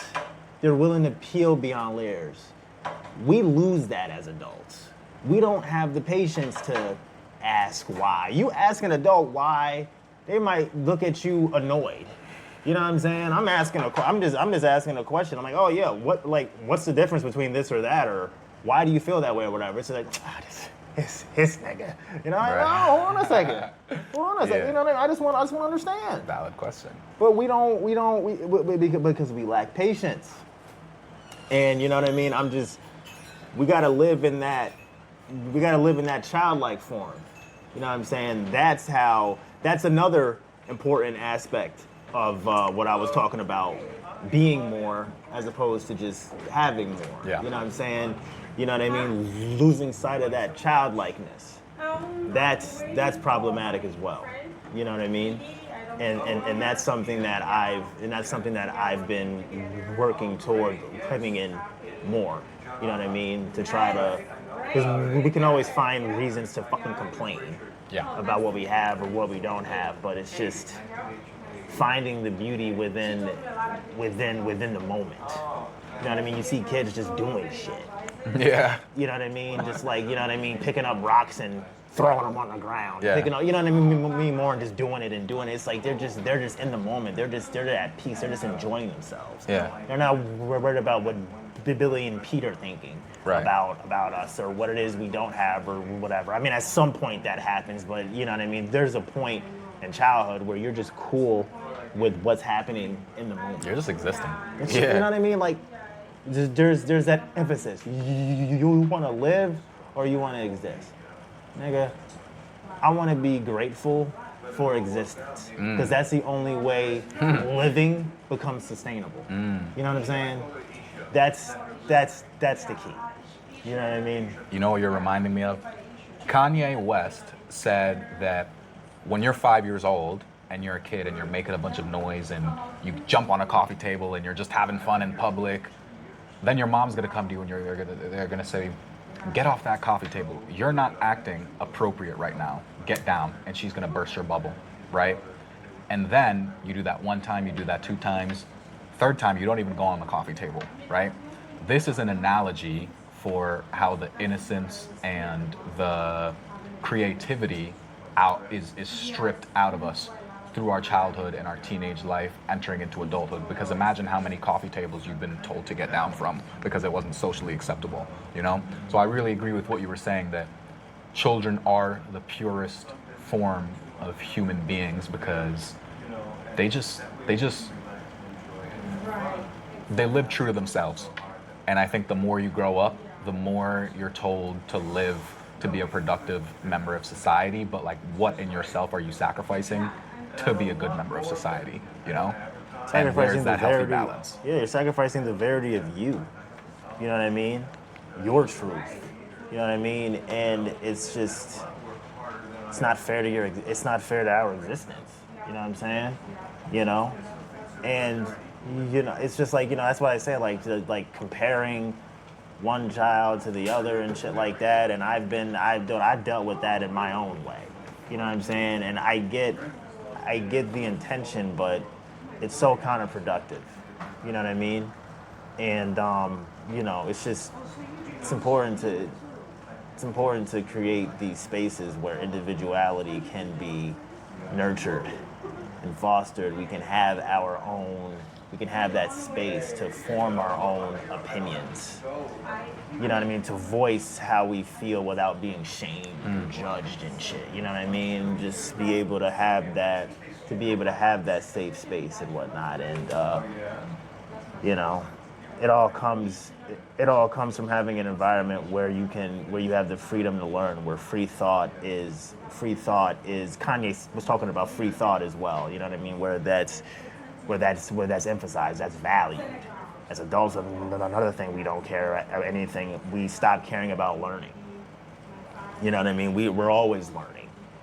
There is no such thing as the pinnacle when it comes to the game of life, because somebody that's 80 still has something to learn.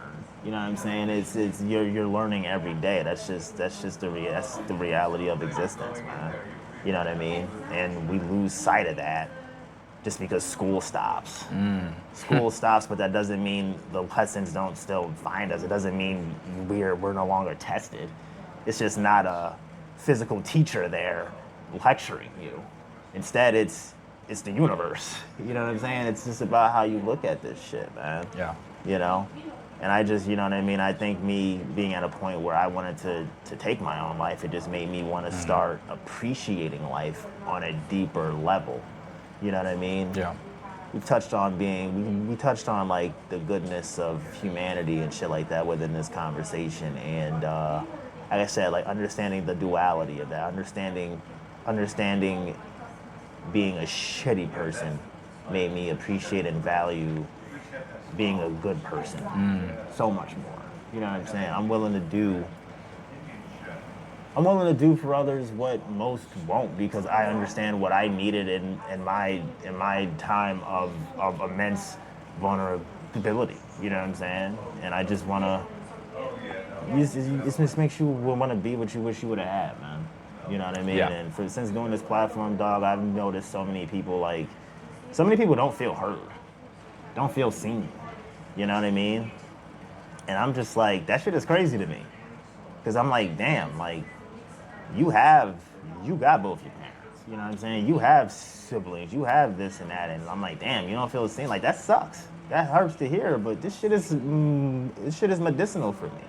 Being able to sit here and talk with you, and talk with people, man, that shit is medicinal, bro. I used to be an alcoholic. I used to be a fucking drug addict. You know what I'm saying? I mean, I still enjoy weed from time to time. But I'm taking a break, but that's beside the point. Yeah. You know what I'm saying? But you know what I mean? This gives me that. This gives me that balance, because as we seek for these dopamine rushes. Like, Yeah. I need this. I need it right now. That we deplete our serotonin levels. So serotonin is, I want it, but I'm good without it. You know what I mean? Being able to talk to people, being able to exercise the social need that we have on a basic human level grants me that balance. You know what I mean? It's medicine, bro. It's medicine. Humanity, you want the cure for a lot of psychological ailments and whatnot. It exists within examining the fullness of humanity. These cures live within others. You know what I'm saying? It's so much that we have to gain from just sitting down and just unveiling ourselves and just connecting with another human being. You know what I mean? Being somebody that's been reclusive. You said at one point you were reclusive. You know what I'm saying? There's a reason why we do what we do, bro. Because there's power in that. There's vitality in that. And because it's real, that's something that's sustainable, bro. That's something that motherfuckers can't take away from you, your ability to connect with others. Even if you can't talk or you can't give, as long as your soul, your spirit is still within you, you can always connect. You know what I'm saying? That's why I say, like, dude, fuck that tangible shit. Value what can't be taken away, because that's what matters. That's all that matters. You know what I mean? The internal. 100%. You know what I mean? Care about being more so than having more. That's what I think. I may have been talking for like 15, 20 minutes. I hope you got something out of it. You know what I'm I saying? get what you're saying. Yeah, bro. You know what I mean? But that shit gets pushed to the back burner, man. Motherfuckers don't, you know what I mean? Because this is the world we live in. And I don't listen, capitalism is not inherently evil. I said, well, you make that face, and I want to know, do you believe it is? And your opinion matters because you studied this shit in school. You studied economics in school, so you understand these things, you know what I mean? But I think life and business experience has given me 100 times more context for this conversation than studying it in school. Let me just put that out there. But Fair enough. Okay. Is capitalism inherently evil? It's you know, as a black man talking about capitalism, we were capital. Our labor for free was capital, domestically in America and internationally in Africa and in the Caribbean. So is capitalism inherently evil? I don't know. The fruits of capitalism certainly have been evil. But like I said, I'm a realist, so I don't sit here and I don't complain about that shit. I understand the rules of the game and the bills need to get paid, and so I'm gonna do what I need to do to get them paid and get my parents taken care of and shit like that. But it might be inherently evil, honestly. I don't know the answer, but I just think like so many people go without in the world that we live in, when so many people have so much in excess, that is not accidental.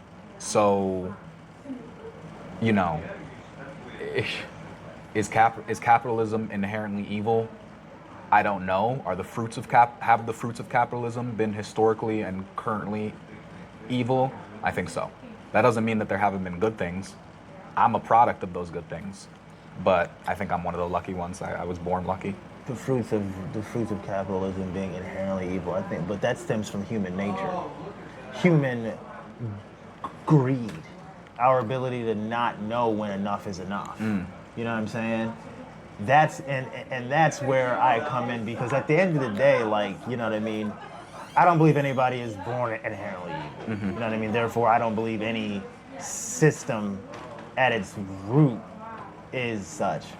You know what I mean? I feel like the mentality that delves into it can make it go one way or the other. You know what I'm saying? I mean, it's because nationalism's fucked up, right? But it's possible to be a nationalist and to not be a piece of shit. Yeah. That possibility exists. Of course. The fact that in theory that exists, that tells me that it's not inherently evil. You know what I mean? Unfortunately, we live in a world where that ain't the case. I mean, hell, I say that we're currently in fascism. Can you define fascism?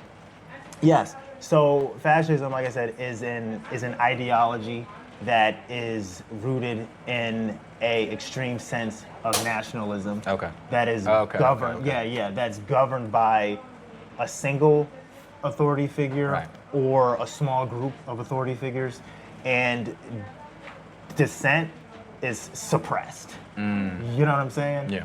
That's you know what I mean. That's the most basic definition that I can give. Like people say Trump is a fascist. Yes, Yeah. 100%. You know what I mean?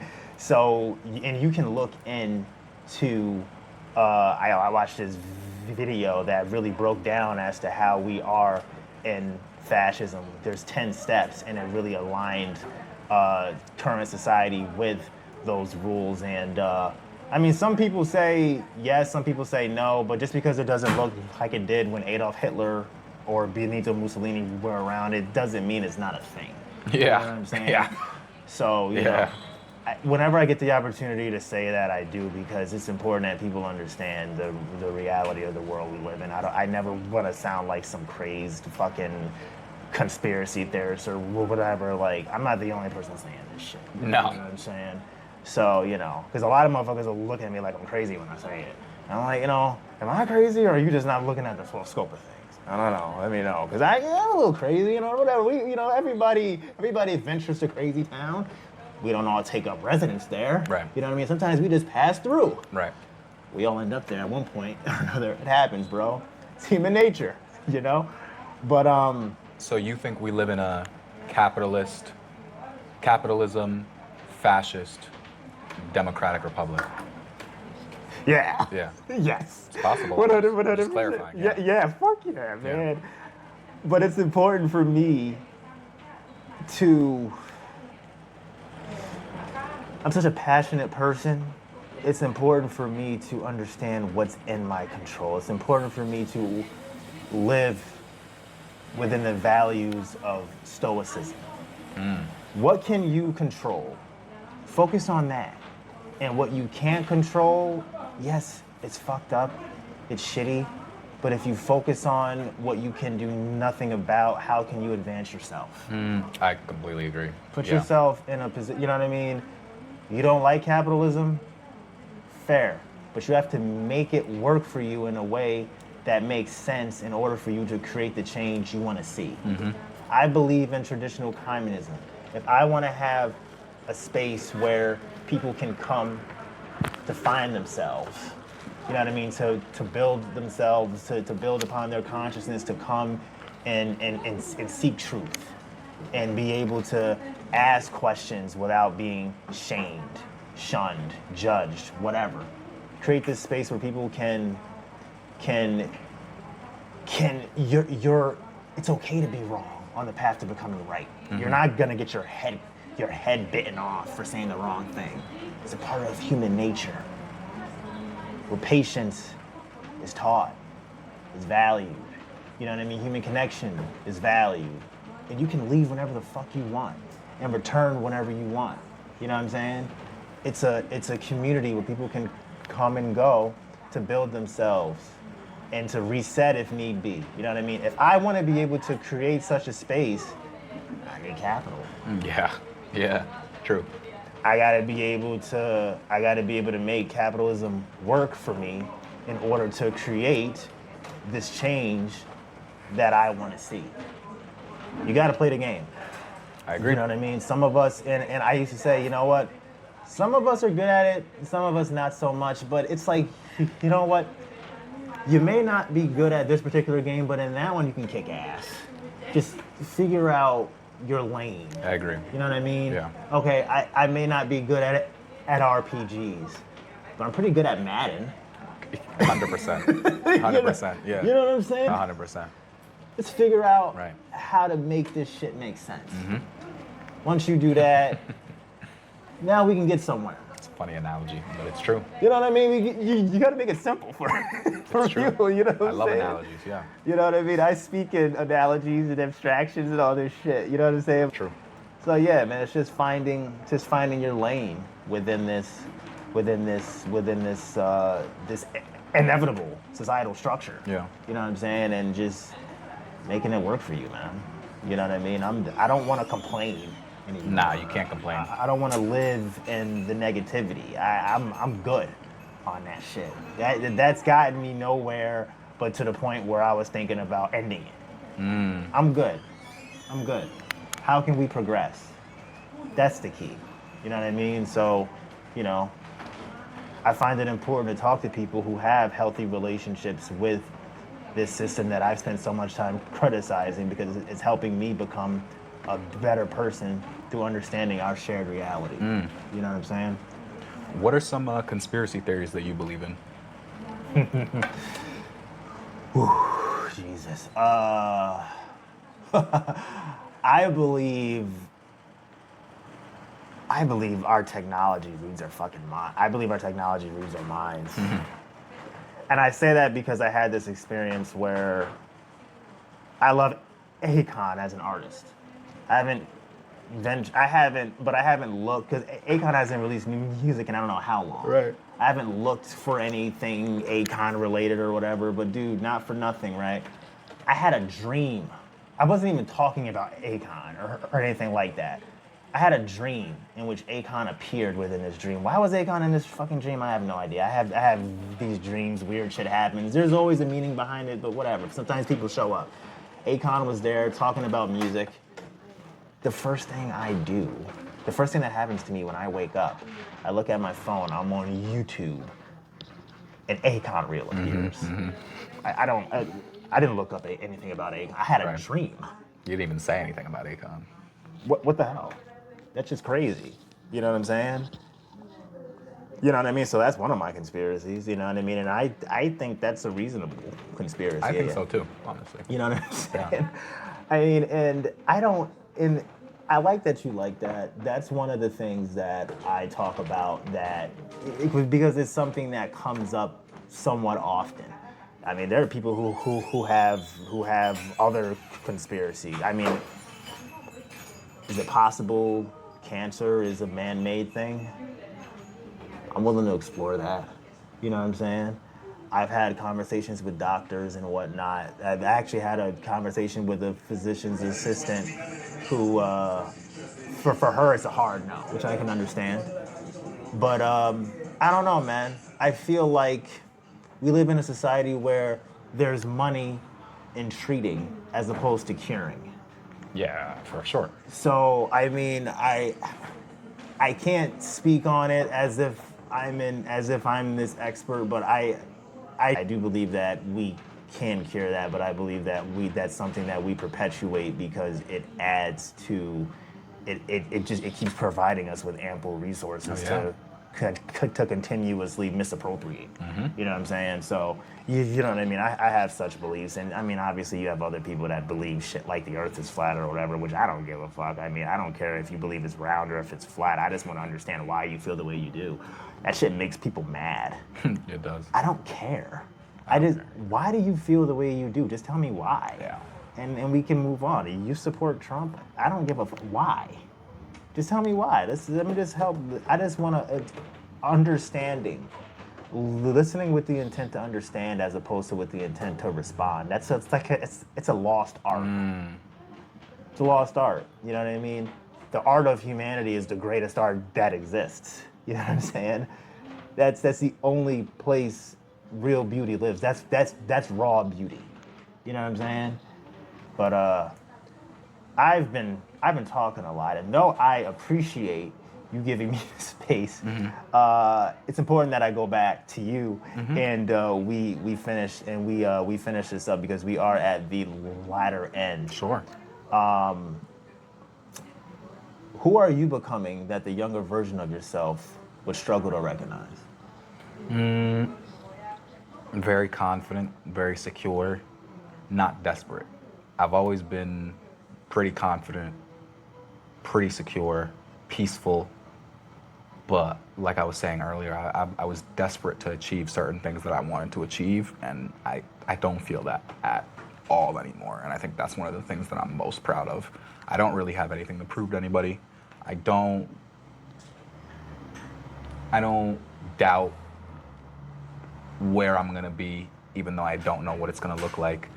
And I think that's what I would be most proud of. Like, I could give you like achievements, certainly, that I've done that I would be proud of as a kid, whether it's learning how to fight, because I've always wanted martial arts, like on a below amateur level, like amateur, like competing level. I can fight a little bit under an amateur, but even that is there's a certain insecurity that you have when you know you can't handle yourself. And that used to be a fear of mine. What if I get in a fight? What if somebody tries me? What if somebody disrespects me? And now I don't fear that at all. Not because I would win the altercation. I could lose. Somebody could kill me. But I've experienced what it's like to be better at fighting than someone and to be worse at fighting than someone. So I don't fear that anymore, and I'm comfortable in my own skin physically. So I would be very happy with that as a kid. Like I was saying, the desperation is not a part of myself anymore. And also, like, things that I've achieved. I always wanted to be a YouTuber as a kid or a content creator. I loved the Sidemen, loved DDG, loved KSI, OSN, which stands for, excuse my language, Oprah Side Nigga. I loved YouTubers, and now I found decent success on TikTok, and I would be incredibly proud of myself as a kid for those things. Yeah. Interesting thing about fighting, especially if it's a street fight, it's ultimately it's not even really about who's the better fighter. It's just about who wants it more. Because I mean, listen, I'm not advocating for it. I'm just saying it's a street fight. Ain't no rules. You can kick a nigga in the nuts.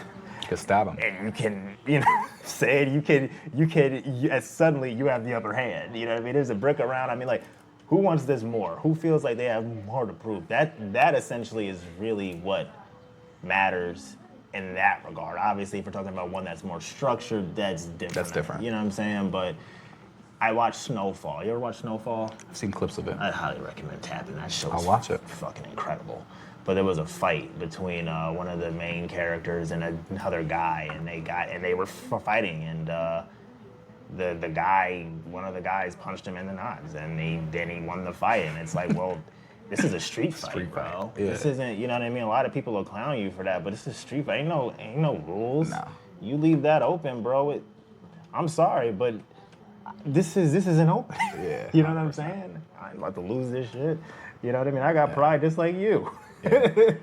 And can I say, before I trained martial arts, kickboxing and all that, if I were to have gotten into an altercation, I would have been more fearful, but also I would have felt like I would have had something to prove. Now I'm the biggest advocate of avoiding violence at all costs. I would almost never get into a fight. I'm walking away, I'm running away, I can look like a bitch. You could embarrass me in front of my girl. I'm now comfortable in my skin physically. Like, 1, I don't want to go to jail. 2, I don't want to die. 3, street fights, there's nothing fair about a street fight. Nothing good can come out of a street fight, even if I win, So I'm the biggest advocate of walking away, and I will do that to every extent possible, walking or running away, even if it makes me embarrass myself or lose pride. If you see me in a fight, my life is on the line. So it's interesting that learning how to fight really secured in my confidence that I'll probably never get into a fight. Street fight. Like you said, somebody can kill you. You can kill someone. And you could go to jail, yeah. One of the things I learned about life that I find to be very interesting is evil spelled backwards is live. Once you understand that we all live within the duality of humanity, meaning that we're all capable of monstrosity, that's when you can truly live, because that's when you understand the depth of humanity, of existence, right? And understanding that is what makes it so that you can walk away. Yeah. You know what I mean? Because somebody can test you and get you to a point where that's a wound that it brings out the animal in you. To be able to have the power to be like, yo, this isn't worth it. I done been in plenty of situations where I was tried by family. And I'm like, this could go that way. But is it worth me losing everything I have, everything I've worked for to prove that point in the moment, to try to prove my masculinity, my manhood? No. Not even close. I'm like, man, you know what I mean? Just walk away. Yeah. And people have called me a bitch and this and that, but I'm just like, man, you just don't get it. You know what I'm saying? Now, make no mistake, in some situations, there comes a time where you absolutely have to exhibit your ability to defend yourself. But I feel like that's when it's absolutely necessary. I completely agree. You know what I'm saying? Yeah. Really? Can you introduce? But yeah, like it's like when it's just bullshit, man. People are just talking or whatever, bro. I try not to let that shit bother me. No, you can't. You know what I mean? And you having the ability to really shut down a situation with ease, your ability to just walk away and not, you know what I mean, get lost in that ability says a lot about your character. Who you are. Because I'm sure you can roundhouse kick a motherfucker and just shut that shit down like on the spot. You know what I'm saying? Hopefully, if everything went well. God, roundhouse kick, man. I was just talking to my mans last night, bro. Like, getting punched in the face is one thing. I've been punched. I ain't never been kicked. That shit hurts different, bro. Oh, my That God. shit'll break your jaw. But that's where all of our strength lies. On your legs. In our legs. Yeah. You know what I mean? We use this shit to get where we're going. We're constantly walking. You see people who are fat up top, but their legs are chiseled. Yep. You know what I'm saying? These motherfuckers are walking, you know? So yeah, that's something different. I mean, hell, I wouldn't mind just kind of training in that discipline just to be able to get versed within that. You know what I mean? It looks like it's fun for fitness, fun for just mental relaxation. You know what I mean? Shit like that, man. It's how we think. How we think is imperative to how we live. And disciplines such as that help with strengthening how we think. You know what I mean? Because we think better, we feel more confident in ourselves because we have this ability that's always existed within us, but we never saw it. You know what I mean? We never felt it. You know what I'm saying? And then there's the philosophy that goes behind all of it. You know what I'm saying? So it really is an art. Martial arts, they really are an art. Just opens your mind, man. You know? Where do you train at? I haven't been training as much recently, but Team Ziekii on Mohawk Avenue. Okay. Yeah. Whereabouts do you live in Schenectady? Yeah, I live around here. Yeah. Okay, fair enough. So my last question to you, brother, on the wrap up here. When your life is over, what do you hope people understand about your humanity that had nothing to do with your work? I hope people remember me as somebody who was humble. It's interesting because I'm arrogant and I think really highly of myself, but I treat people with humility. No matter who you are, I'm going to speak to you with respect and humility. So I hope that's something I'm remembered for, and really acknowledging people and not just brushing them aside. I hope I'm remembered for humility and respect. I also hope I'm remembered for being a good advocate for what it means to be black or what it means to be African, Kenyan, or Nigerian. I love being a good example of my people. So I hope I'm remembered as a good example and a good representation of what it meant to be this pigmentation. I hope people in my life see me as somebody who was caring and giving and generous to a right extent, because I don't want to be remembered as a pushover, but I also want to be remembered as somebody who was willing to help people. So that's another thing that I think about. And what else do I want to be remembered as? I want to be remembered as somebody who's not afraid to fail. Somebody who tried a bunch of different things and who left no stone unturned and who left no page unflipped.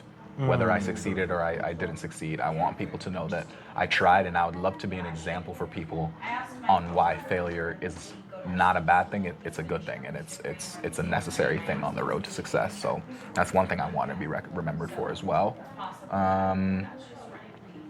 Somebody who was a good representation of my last name. I brought up my parents, I brought up my grandparents, I brought up my siblings.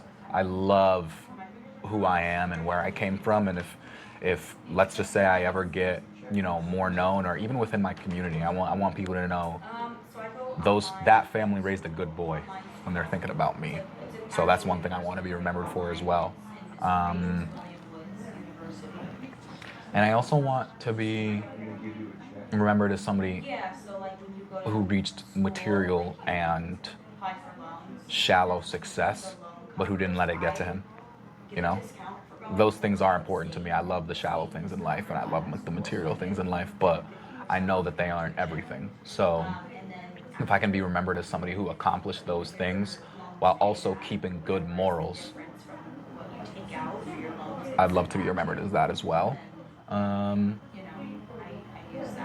I'd love to be remembered as good, well-spoken. I like when people say I'm well-spoken. I'd like to be remembered as a good father, because I want children, and I want to give my children everything that I did get and didn't get as well. So hopefully my children remember me for that. If you ever get to watch this, I love you, and I've been thinking about you for a long time, future kids that don't exist right now. So I want to be remembered as a great representation of upstate New York and the 518. I want to be remembered as somebody who put us on. Whether I'm the biggest or I'm just a piece, I don't really care. I hope people know that I rep where I'm from heavy, and that people might have something to say about upstate New York or the 518 or the capital region, but I have nothing but great things to say would be an exaggeration, but I love it here, and I'm a product of it, good and bad, and I'd love to represent that well. I guess I'd love to be remembered as a creative. I believe inherently I'm creative and artistic at my core.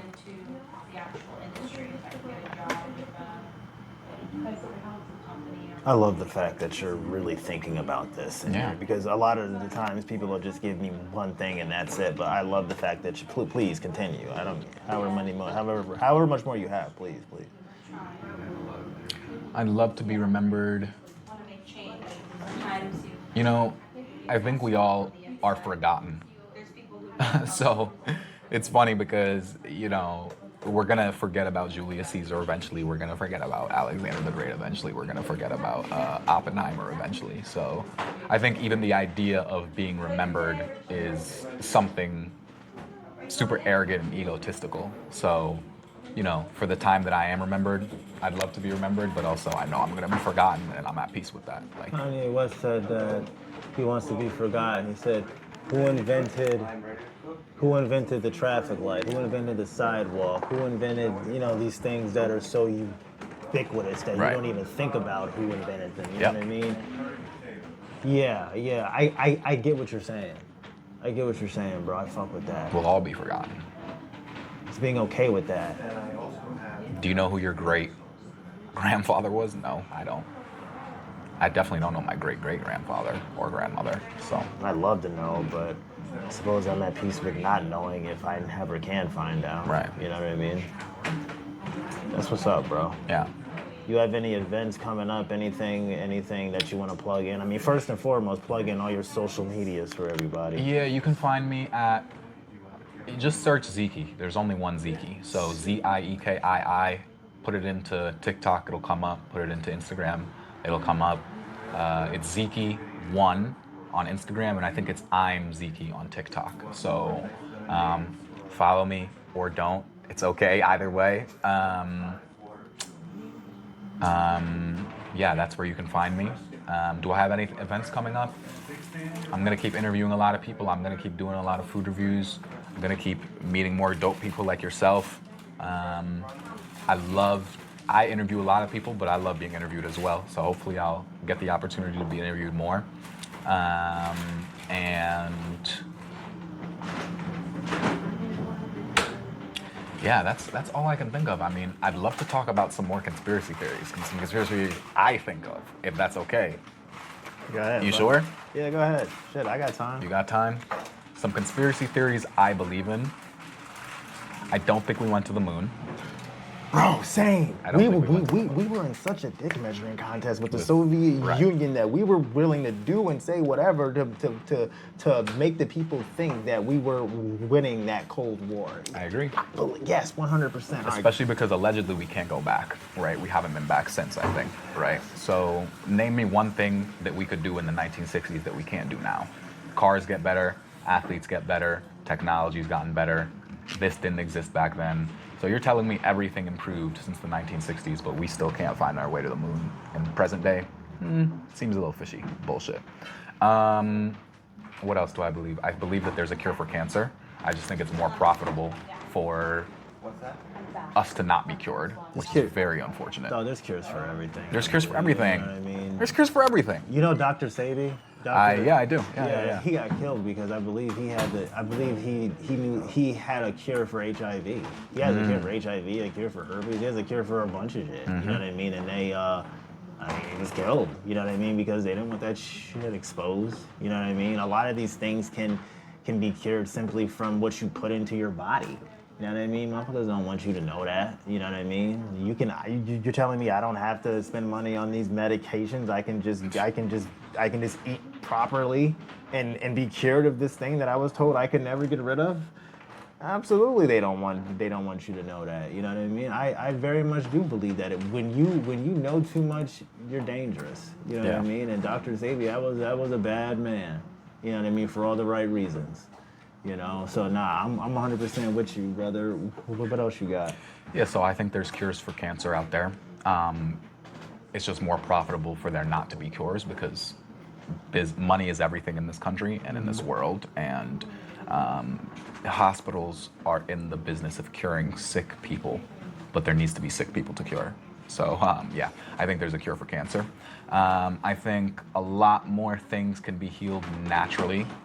I'm not against the healthcare system, that's not what I'm trying to say, but I think there's a lot more natural cures to things than we give credit for, but it's more profitable to cure them medicinally. I believe that, I don't know if 9/11 was necessarily an inside job, but I think that the government does stage things to advance the narratives that they believe help further their control. People say, what are you talking about? I mean, the government lies to us. Documented. I mean, they just tell us 60 years later that they did kill JFK, or maybe they were involved in that they did kill Martin Luther King, that there weren't weapons of mass destruction in whatever stan it was, Afghanistan. Hitler didn't die when they said he did. There were documents that show that as well. But there are documents That he killed himself. That he killed himself. Yeah, there are documents that prove that was a lie. There's a lot of shit. You know what I mean? The government, you can't trust the government. You can't. But I'm sorry, I didn't mean It's to okay. interrupt you. But to go on that, I believe weren't a lot of these big companies still today started by a lot of quote unquote Nazis. I mean, NASA, Adidas, Mercedes-Benz, BMW. What do I mean when I say they were started by Nazis? I mean, these are, well, let's say the car companies, BMW, Mercedes, etc. These are all German companies that originated in Germany during the time of Nazism, right? Or maybe they were started before, but they still were huge during the time of quote unquote Nazism. So The Nazis drove Mercedes Benzes and shit. Yeah, they were exactly, driving those, yeah. exactly. So anybody who understands anything about big business knows that politics and business go hand in hand. Hugo Boss, that clothing line. I don't know that one. Yeah, they were. It's a luxury brand. They were started by. They have Nazi roots. Yeah. If I'm not mistaken, I believe I read that. So yeah. I believe it. Yeah, absolutely. NASA, I believe we took scientists that the Germans had because they were so talented. We didn't want to just put them in jail. We said, okay, you can come work for us. So I do believe NASA was started by Nazis, or at least advanced a lot by Nazis as well. That's another one. I think Muammar Gaddafi was, they say he was a terrorist. I think he just had Africa's best interest at heart, and they branded him a terrorist so that he couldn't create a Pan-African currency equivalent to what the euro is to Europe. So in Europe, you can spend the euro in Switzerland, you can go and spend the euro in England, you can go and spend the euro in Germany, you can go and spend in Italy. And what that does is it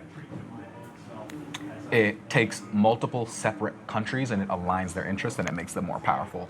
Gaddafi was trying to do that in Africa. He also built a well in the desert because he lived in Libya, right? Or he ruled Libya. So he created a well or some form of water that made it possible for everybody to have water all throughout the country. And he had free housing for all married couples. So if you got married, you got a free house. He just had a bunch of communal benefits for his people, but they branded him a terrorist. Vince, what the hell's his name? He's an artist. Oh my God. What is his name? Vic Mensa. Vic Mensa was talking about this. I follow him. He's a highly intelligent man. Yeah. He was talking about Gaddafi, and I've been meaning to do research on him. Yep. So I'm glad that you brought that up. Muammar Gaddafi, look him up. What else? I think, like I was saying before, I think poverty, for the most part, is manufactured and is unnecessary. I think there's enough resources and stuff out there for everybody to have enough. But I think there needs to be a poverty class, because without a poverty class, what would scare the middle class and above enough to be able to give up 8 hours a day to work and leave our family and do all that other stuff? So why else am I going to convince my kid to take out student loans and go to school all day, every day, and work 8 hours a day and be away from wife and kids, if not the fear of poverty? Because a lot of times I think that fear can be more motivational than desire, honestly. I think running away from something can be a lot more powerful than running to something, you know? So yeah, I think poverty is inorganic. What other conspiracy theories do I believe in?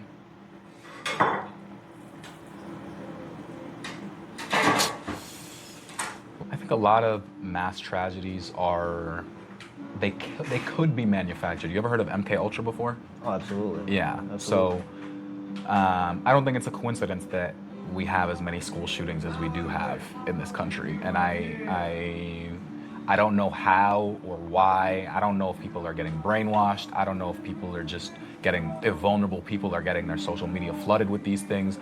I don't know if it would be possible to stop school shootings because, you know, there's usually hints, there's usually signs, there's usually people posting on social media, there's usually a track record, there's usually this, that, and maybe people are choosing not to stop it. I don't know. But I think there's something fishy to the amount of mass shootings that we have, whether school shootings or otherwise. I've heard a conspiracy that they plant these in order to push the narrative for the importance of gun control. Gun control. Yeah. It's possible. That's something I've heard. But yeah, I mean, the level of mass shootings that we've been having in the last 10 years has been ridiculous. It's to the point where you're like desensitized to it. You hear about it, it's like, ah, shit, all right. Another one. You know what I mean? You know? It's almost like, you know, it's just, you're just used to it, like almost like stepping on an ant. You know what I mean? Right. It's just like, oh, all right, you hear about it, and then you just go about your day. You don't. Sad. You know what I'm saying? Yeah. It doesn't stop you in your tracks like it did when Virginia Tech happened or when Columbine happened. It's just like, this is just like normalcy now, and it's really fucked up, you know? Yeah. But it's a good point, man. The last one I'll say is I think the differences between us are highlighted more than the similarities for the sake of profit and greed. Racism, sexism, you know, war.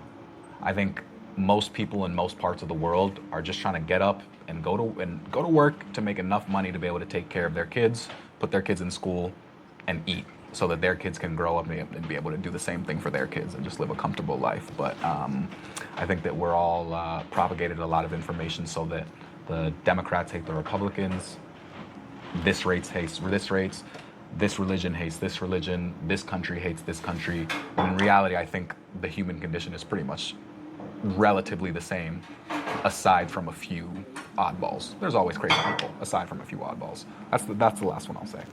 And for the sake of the conversation of fascism, us versus them is an aspect of fascism. Did you have anything else, my friend? That's it for me. Dude, I want to thank you for taking time out of your busy day to sit here with me for almost 3 hours, dog. It's been an absolute pleasure, brother. Pleasure was mine, bro. Thank you very much. Absolutely. Appreciate you. Hell yes. Yeah.